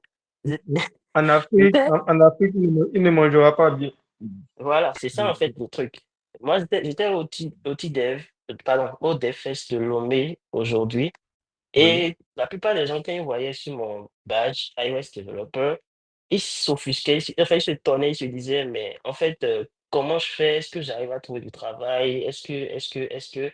Il y en a qui te disent carrément qu'ils n'aiment pas du tout Apple, qui n'aiment pas du tout les technologies de Apple, qui ne veulent même pas. C'est Voilà, toi donc qui dans n'aiment ce genre pas. d'écosystème, Ils voilà, n'ont pas dans ce l'argent genre pour acheter les maquis, les iPads et tout ce qui va avec. voilà, donc moi je me dis, moi par exemple, j'ai bien envie de créer une communauté pour Apple et tout, mais après je me demande si les gens vont suivre. Et est-ce que c'est le meilleur moment de se lancer ou bien carrément je laisse carrément le marché africain et puis je me concentre totalement sur les autres marchés, quoi. Tu C'est- sais, moi j'aime cette niche de développeurs. C'est peu quand les développeurs COBOL aujourd'hui là. C'est-à-dire, c'est comme si le père transmet ça au fils avant de mourir, sinon il n'y aura plus de développeurs. Les développeurs COBOL, mais les systèmes bancaires, là, le noyau des systèmes bancaires aujourd'hui dans le monde, là, c'est quel langage on vous a dit? C'est COBOL, hein? Donc, quand un comme ça, là, on veut que son fils fasse ça pour que ça soit héréditaire. Il va transmettre ça comme, comme la majorité. Donc, c'est des niches, franchement, iOS, moi, d'accord, je connais les devs ici en France qui sont iOS, ils sont très prisés. C'est-à-dire, avant qu'il ne quitte une boîte, là, il peut même faire du chantage à son employeur, il va l'augmenter vite fait. Parce que c'est une niche, vous n'êtes pas nombreux. Moi, j'ai commencé, j'ai fait un objectif C. Je clonais le Mac sur mon Dell là, en mode avec VirtualBox là. J'ai commencé Objective C. Après, j'ai fait du Swift dans le temps. J'ai abandonné. Parce que justement, j'avais pas déjà les moyens pour prendre un Mac.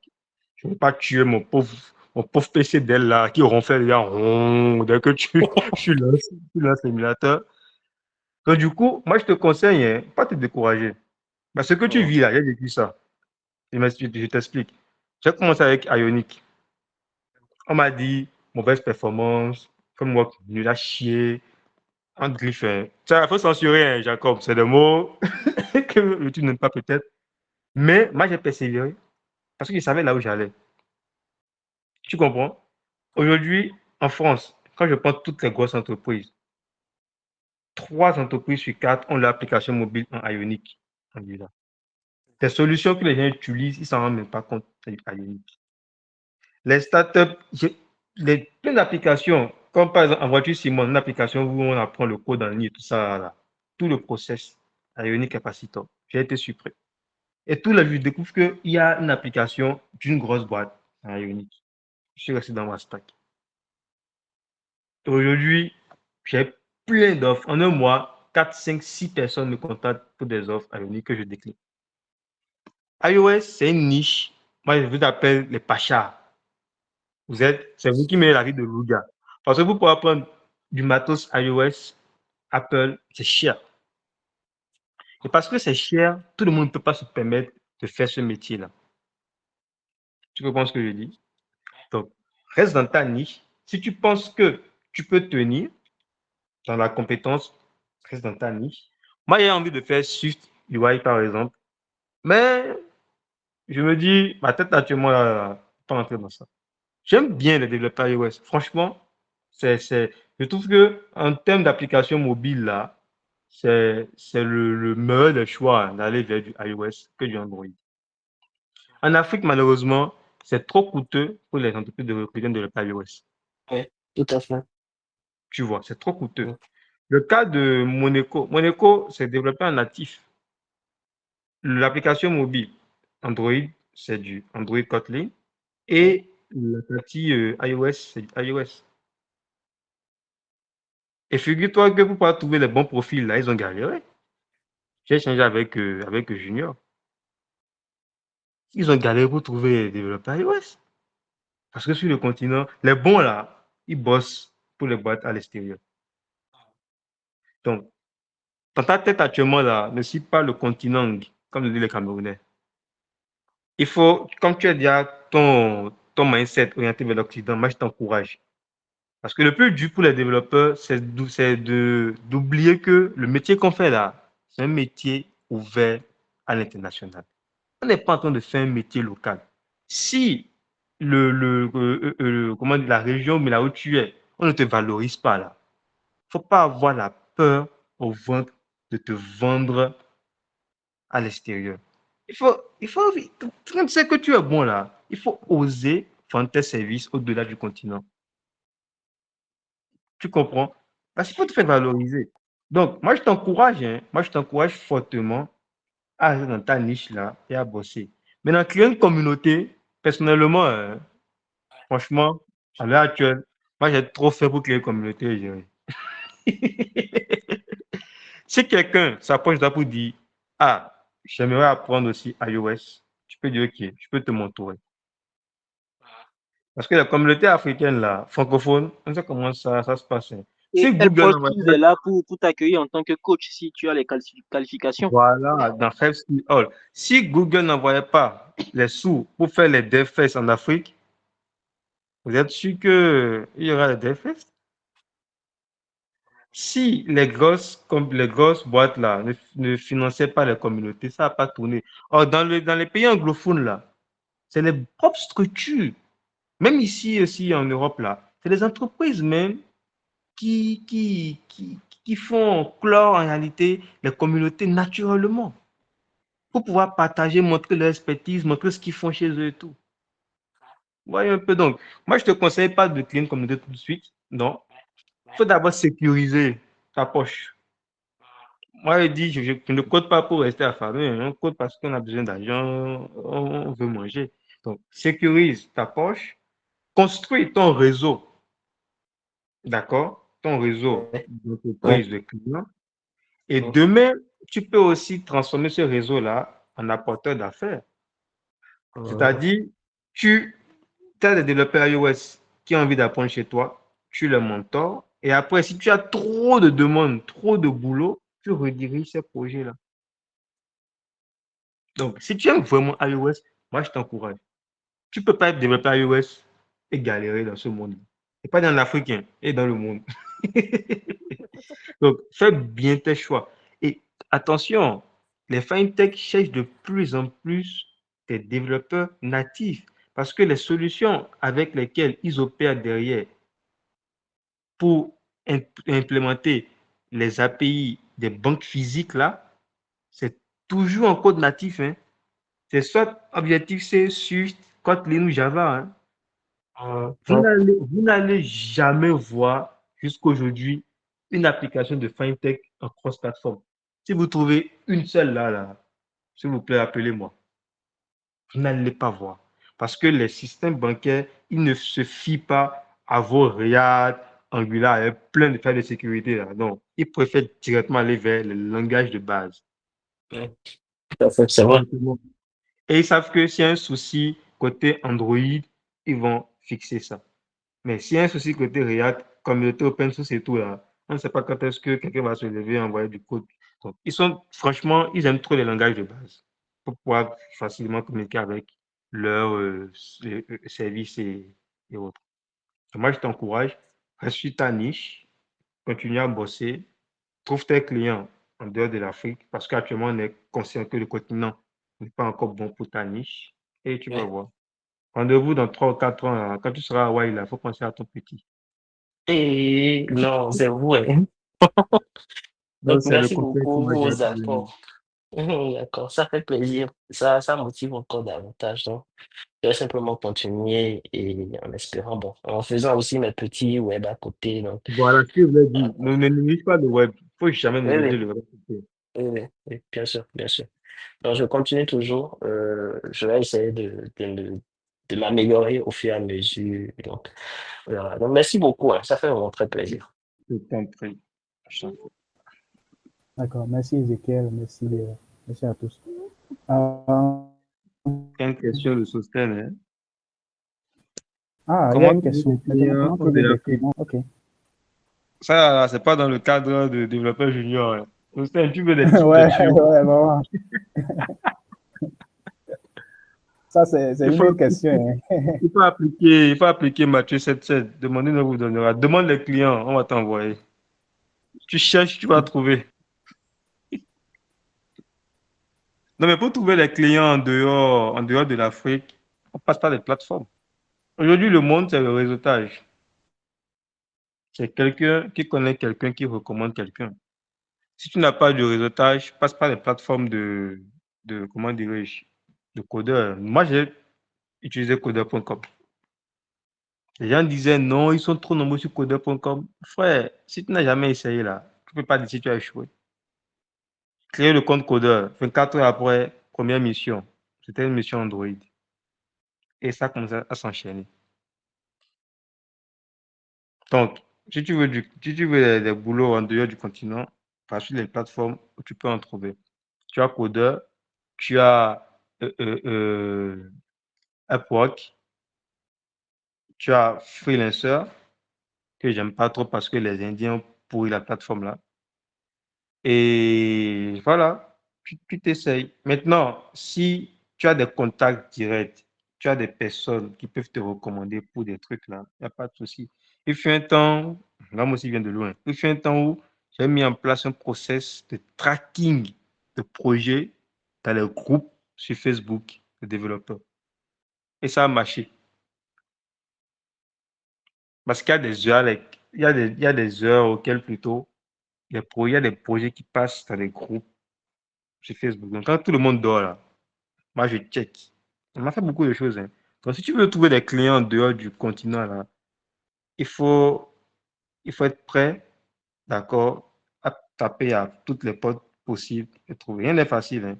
Aujourd'hui maintenant, je reste tranquille, il y a des recommandations, on me contacte pour des projets et tout.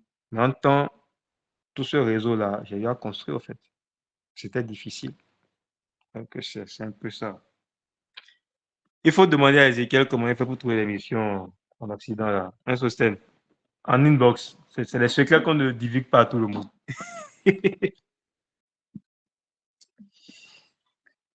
Ok, Isaac, tu as la parole. Je te laisse. D'accord, continuer. merci à tous.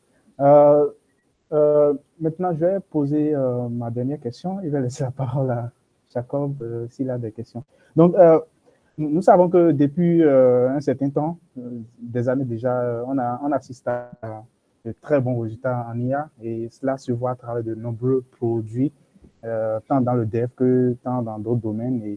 Et aujourd'hui, et toi, Amen, comment tu vois le métier de développeur genre, vis-à-vis de ces résultats, vis-à-vis de tous ces nouveaux produits en IA qu'on a là? Comment tu vois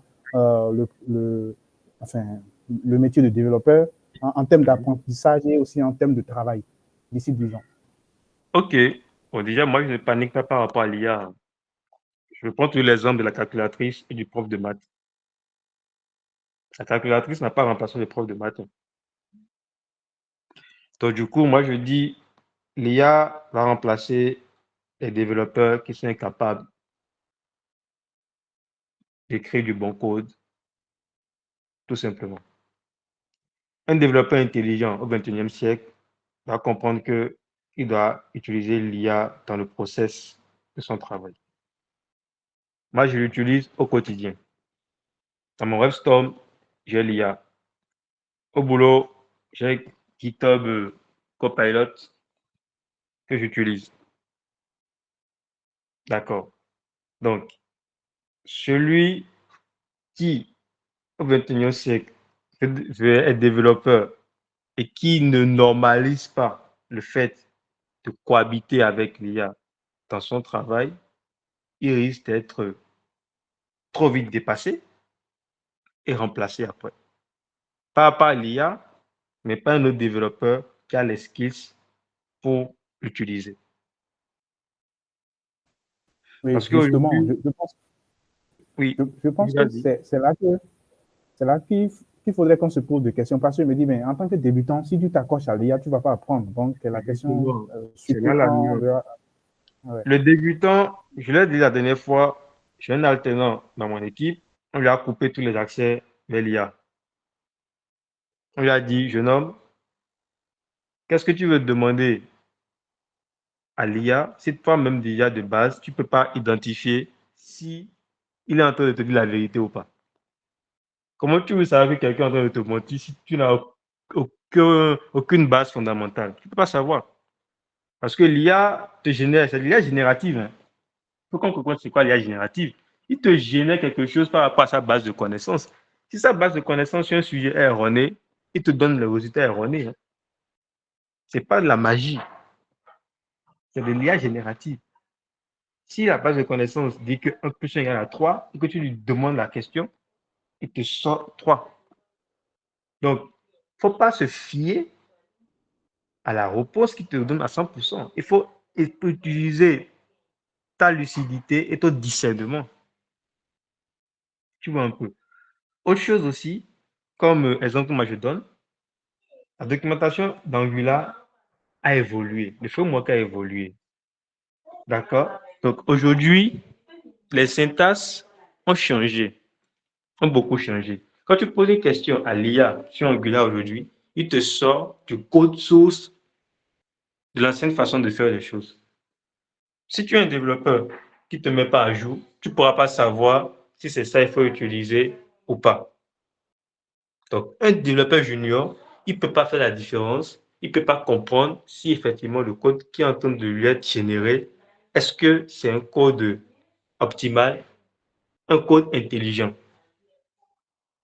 Ensuite, lorsque l'IA te génère du code, parfois, ce n'est pas du code optimisé. Et parfois, ce n'est pas du code qui répond à 100% à ton besoin. Comment tu le sais? Tu le sais parce qu'en temps, tu as des skills en algorithme, tu as des skills en clean code, tu as des skills en beaucoup de choses qui te permettent de savoir ce que tu dois faire. Donc, du coup, un développeur junior ne peut pas savoir tout ça.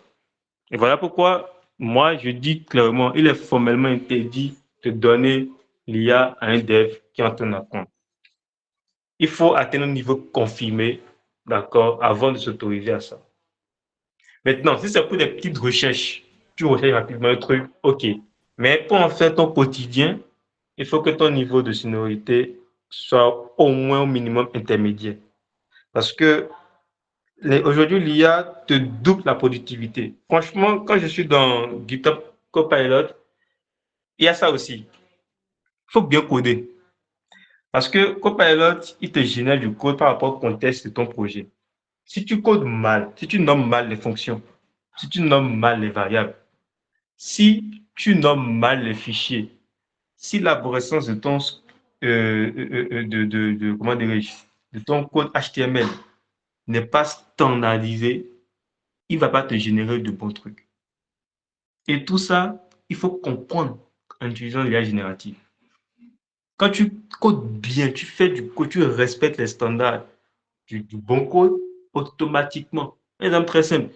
Si tu crées une fonction déjà de base que tu appelles addProduct et que tu fais une logique, dès que tu vas à la ligne et que tu fais remove product, il va te générer le code idéal qu'il faut par rapport à ce que tu as écrit au niveau de addProduct. Donc, imagine que tu n'as pas respecté les standards du code qu'on connaît, clean code qu'on connaît de base. L'IA, il va te mettre en demeure. Et il va te produire du code merdique en griffe. Donc, tous ces standards-là, comment tu les connais? C'est parce qu'en étant développeur junior, tu as appris, tu as lu beaucoup de livres, tu as fait beaucoup de formations, de cours, tu as pratiqué et tout. Et aujourd'hui, maintenant, quand l'IA est venue, tu arrives facilement à interagir avec cette IA-là. Donc, c'est ma réponse à ta question, Isaac. Par rapport à D'accord, SIDA. d'accord. Merci. Mais en même temps, moi, je pense que ce serait quand même chaud pour les nouveaux à venir parce que, euh, une fois en entreprise, nous savons que souvent il y a de la pression et tout. Et Oui, je dis face à certaines tâches, ce serait du genre, le dev ira vers l'IA et lui demande, genre, lui fournit genre, tous les contextes nécessaires et va lui demander, OK, produis-moi du code, OK? Et dans la plupart des cas, je pense que le résultat de l'IA ne sera pas mal. Tu vois, le dev, donc, du coup, va prendre ce code-là et mettre, et envoyer ce code. Et oui, d'accord. Mais est-ce que tu peux dire à l'IA le métier de ton produit et va te générer l'application? Si elle peut oui, faire. c'est pas, Tu peux pas. c'est pas, ouais. Ouais, Donc, est-ce que je peux répondre à la question? Est-ce que je peux essayer de répondre à la question? Jacob, vas-y. Ok, bon, déjà, je vais te reprendre mon cas, en fait. Moi, déjà, quand j'ai commencé à travailler avec la boîte avec laquelle je travaille actuellement, au fait, ils savent clairement, on a même fait une réunion, en fait, ils savent clairement, en fait, que je ne fais pas du React. Et on m'a demandé est-ce que je voudrais travailler sur un projet React. Si j'avais le choix, j'avais dit oui ou non. Mais comme, au fait, React, c'est un truc que j'ai toujours voulu apprendre, mais on n'apprend pas un truc comme ça. Donc, je voulais, au fait, d'une raison pour apprendre. Donc, du coup, voilà, j'ai accepté. Et quand j'ai accepté, ils m'ont automatiquement pris, au fait, un abonnement Cursor. Je ne sais pas si vous connaissez Cursor. C'est un nouveau éditeur intelligent là, avec l'IA intégré dedans. Oui, que je ne Donc, kiffe pas trop. voilà. Bon, chacun ses trucs. Moi, par exemple, bien que je ne fais pas React, au fait, grâce à mes connaissances, un peu en JavaScript, un peu en Vue.js, et en parallèle aussi, je suis une formation en React, même si je ne maîtrise pas encore tous les aspects, au fait, j'ai réussi, au fait, à valider mes premiers tickets. Je ne sais pas si tu vois un peu. J'ai réussi à valider mes premiers tickets parce que je sais c'est quoi un composant, c'est quoi un props, quand il faut faire des modifications. En fait, grâce à Cursor, même si je ne comprenais pas tout le projet qui était super deep, au moins j'arrivais à m'en sortir parce que je me disais que voilà comment ça devait fonctionner. Cursor peut-être arrive à m'expliquer la structure du code, les éléments des trucs dedans et je profite aussi par contre. Mais le truc, c'est que, pardon, par rapport à des problèmes complexes, des problèmes que moi-même je ne maîtrise pas, j'ai discuté avec Cursor pendant plus de 6 heures de temps, je n'ai pas résolu, enfin, je n'ai pas trouvé une solution par rapport à mon truc de scroll. Donc, c'est de ça, en fait, c'est de ça il s'agit, en fait. C'est de ça il s'agit.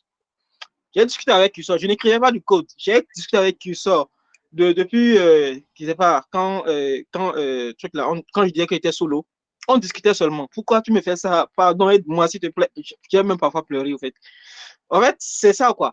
Quand tu n'as pas, Mais en fait, là, c'est parce que tu sais pas faire tu n'as pas pu discerner le bon prompt. Exactement. Non, pas le bon prompt. En fait, le prompt, il était clair. En fait, le prompt, il est clair. Moi-même, au fait, j'avais déjà un schéma clair. Au fait, j'avais un schéma clair et je savais exactement ce que je voulais. Mais en fait, le code qu'il me générait ou bien le comportement que je dois avoir, je n'ai pas ce comportement. Mais le problème, c'est que le prompt, il est clair pour toi ou il est clair pour l'IA? C'est la question que moi, je me pose. Parce que si le prompt est clair pour l'IA, tu allais avoir la réponse à ta problématique aussi. Hein? Bon, je ne sais pas comment expliquer ça. En fait, je l'ai dit clairement. C'est bon, on ne va pas rentrer dans ce débat, mais tout ça, c'est pour dire qu'au fait, déjà le prompt. Est-ce que tu écris bien le prompt? Est-ce que toi-même, au fait, les solutions qu'ils te proposent, est-ce que toi-même tu comprends? Est-ce que toi-même, au fait, un instant, j'ai un appel, malheureusement, je dois prendre. Pas de souci. En tout cas, pour savoir écrire un prompt, déjà, il faut que tu puisses savoir coder, hein, pour lui dire ce que tu as envie de faire, tout ça. Donc, je pense que... Oui, vas-y, Isaac. Oui, je te suis juste. Je dis que oui, tu as raison. Continue. Voilà, donc le développeur junior, je le déconseille fortement d'avoir de l'IA H24 dans son boulot. Mais confirmé, senior, je suppose qu'ils vont utiliser, je pense qu'ils pourront utiliser ça à bon escient. Bon, mais que ça ne devient pas une habitude à chaque fois, non. L'IA, tu l'utilises vraiment pour des sujets sur lesquels tu n'as pas envie de perdre du temps. Et dans la complexité, d'accord, tu es capable de lui. Parce que il faut quand même lui expliquer ce qu'il doit te générer, en fait. Donc, il faut dire que tu comprennes le problème, la problématique, tu connaisses les outils ou les mots techniques, voilà, de la technologie à lui préciser dans le prompt pour qu'il te génère ce que tu veux, en fait. Oui. Voilà, donc, Oui, ça demande c'est vrai, un travail en amont, quoi. Est-ce qu'il y a d'autres oui, mais questions? c'est vrai, mais je me dis, hein, Oui. imagine, quand tu es débutant et tout ça, eh ben, tu fais l'interview, ben, tu rejoins l'entreprise. L'entreprise, ce que l'entreprise souhaite, c'est que tu ailles vite, tu vois, au-delà du fait que, ben, il faudrait que tu passes ton learning curve et tout ça, là. L'entreprise souhaite que tu ailles vite. Du coup, ben, on te paie, enfin, on te fait un abonnement et tout. Ben, ce serait du genre, ben, toi, tu veux pas, genre, commit vis-à-vis de l'entreprise. Genre, si tu désactives l'IA, tu vois un peu ce que je veux dire. Donc, dans ce cas, je pense que... L'IA peut être actif et tu peux ne pas l'utiliser. Hein. La licence est active, la licence, tu as la licence. Mais à toi de voir si tu veux l'utiliser ou pas. Mais tu seras lent, ou bien? Tu es junior, n'est-ce pas? Oui, mais on sait comment les choses se passent au pays. Oui, voilà, au pays, c'est ça le problème. Au pays, je pense que même les entreprises qui recrutent, ils n'ont pas encore une bonne vision de ce qu'est un développeur et pour encore aller plus loin là, du niveau de seniorité de chaque dev, au fait. Parce que demander à un junior d'aller vite, mais c'est pour lui dire quoi? De devenir confirmé, intermédiaire, senior, je ne sais pas. Si tu prends un junior, mais c'est normal qu'il soit lent. Tu vois, en fait, là, on parle de problématiques d'accord, des entreprises qui ne sont pas la réalité de la situation, qui ne sont pas vraiment dans le contexte de la situation. Tu recrutes un junior, un stagiaire par exemple, mais un junior, et tu lui demandes d'aller vite. Ça n'a pas de sens. Généralement, quand on recrute un junior, c'est quoi? Qu'est-ce qu'on veut faire? On veut pousser peut-être un senior qui est trop cher à la porte. On prend le junior, on demande au senior de le former, et dès que le junior commence à prendre ses marques 2 ou 3 ans là, on commence à propulser le senior qui est trop cher dans la masse salariale à la porte pour que le junior puisse prendre le pas. La stratégie des entreprises qui sont intelligentes, Ouais. tu vois. Mais là, quand tu as un produit sur lequel tu dois travailler vraiment, tu as besoin de rythme un peu serré, très, très, très élevé. Pourquoi tu prends un junior? Tu vois, les juniors qui acceptent ça et qui sont maintenant sous le stress et tout, je comprends. C'est parce il faut qu'ils puissent manger. Mais il ne faut pas que ça soit normal. Il ne faut pas normaliser le fait que un junior doit aller vite. Ouais, C'est ça qui quand j'y pense, Oui. En fait, quand j'y pense, je peux revenir sur ce que je disais. En fait, c'est vrai, finir rapidement. En fait, c'était juste pour dire qu'en fait, si tu ne comprends pas toi-même le problème, bon, tu peux comprendre le problème, mais si tu ne comprends pas comment en fait l'IA en fait t'aide à résoudre ton problème, dans un langage de programmation, mais dans un truc, tu as beau, au fait, dire, au fait, tu as beau dire à l'IA, OK, je veux que tu me résoudre, au fait, un algorithme qui permet de résoudre une équation de second degré. Tu sais c'est quoi une équation de second degré. Mais dans l'implémentation, tu sais pas, au fait, les variables utilisées, tu sais pas c'est quoi une variable, c'est quoi une fonction. Tu vas pas comprendre le code, au fait. C'est exactement ce qui se passait avec moi depuis cet après-midi. Parce que, déjà, je n'ai pas une bonne connaissance. Du moins, ils sont toujours en train d'apprendre React et les notions utilisées dans le projet, les outils utilisés dans le projet, je ne les maîtrise pas. Je ne sais pas en termes d'incidence ce que ça donne. Du coup, quand il me génère un code, je lis. Je lui demande au fait de me générer un scénario. Et il me génère le scénario en disant que le code qu'il a écrit, au fait, voilà comment c'est censé se dérouler dans le cas pratique.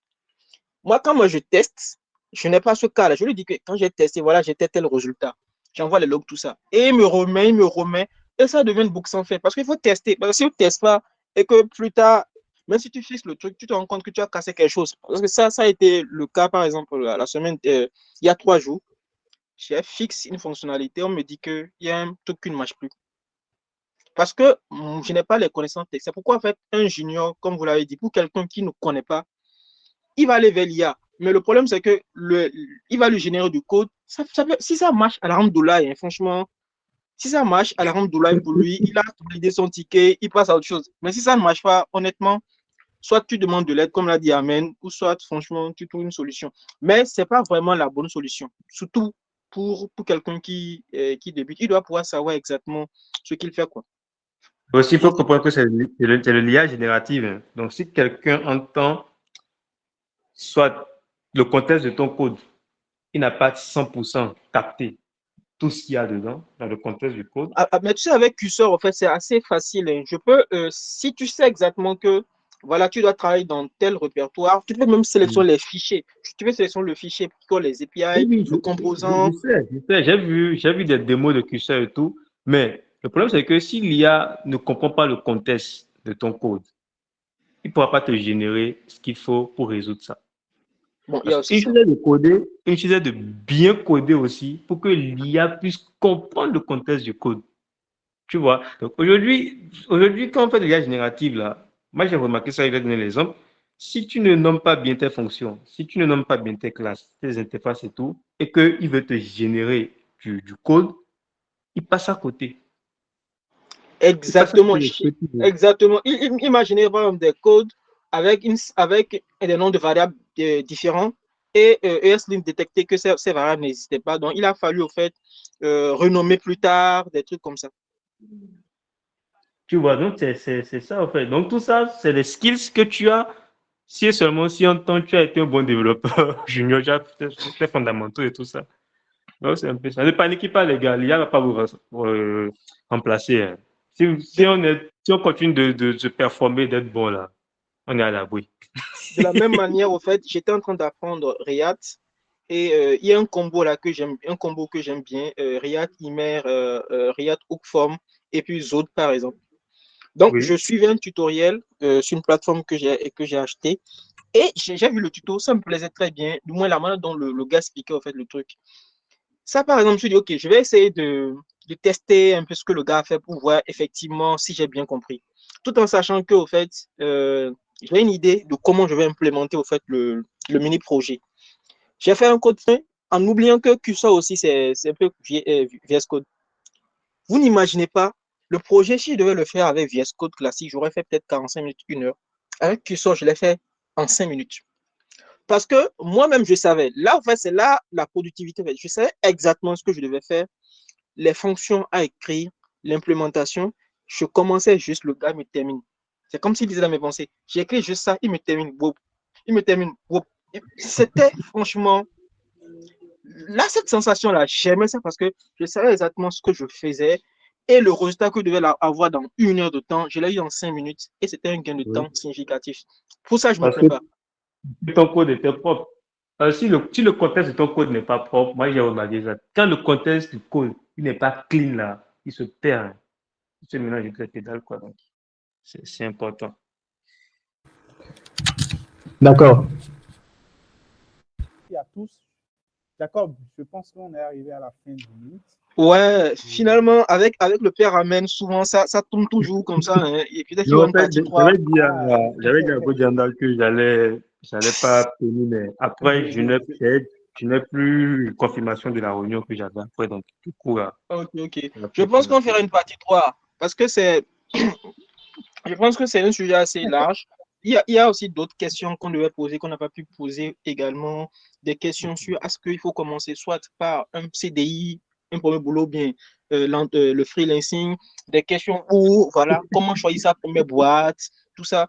C'est des choses qui reviennent et aussi profiter aussi pour connaître un peu en termes de philosophie occidentale parce que là, je ne savais pas que, par exemple, dans une boîte, on préparait en fait la partie de la sortie d'un senior. Je ne savais pas. Tu viens de me le dire. Ah, Parce ça, que c'est vite, quand là. on Qui a un un problème de junior, budget. comme tu l'as dit, c'est que le junior, il est là pour plus tard devenir senior et pousser le senior par la porte. Mais voilà qu'au Bénin, s'y pense. Souvent, ça ne se fait pas comme ça. En tout cas, c'est des choses quand même qu'on apprend au fur et à mesure et ça Parce nous que permet, nous. les entreprises essaient de réajuster leur budget. Donc, si un senior commence à coûter trop cher, là, c'est le plan B. Hein.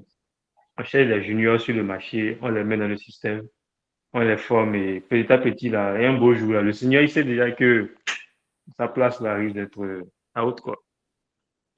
Et le problème, c'est qu'en Afrique, ici, c'est que quand le junior vient, c'est sur lui, au fait, qu'on met toutes les tâches. Il n'est pas vraiment formé. Et puis voilà. En tout cas, c'est le sujet qu'on va vraiment discuter pour la partie 3. Ok, Et pour ceux qui seront pas de là. souci. Je pense que c'était tout pour ce soir. Je pense, Isaac, hein, c'était tout pour ce soir. D'accord, donc je tiens vraiment à remercier Amen Ragla d'être là ce soir, de partager cette expérience avec nous. Je remercie aussi tous les participants.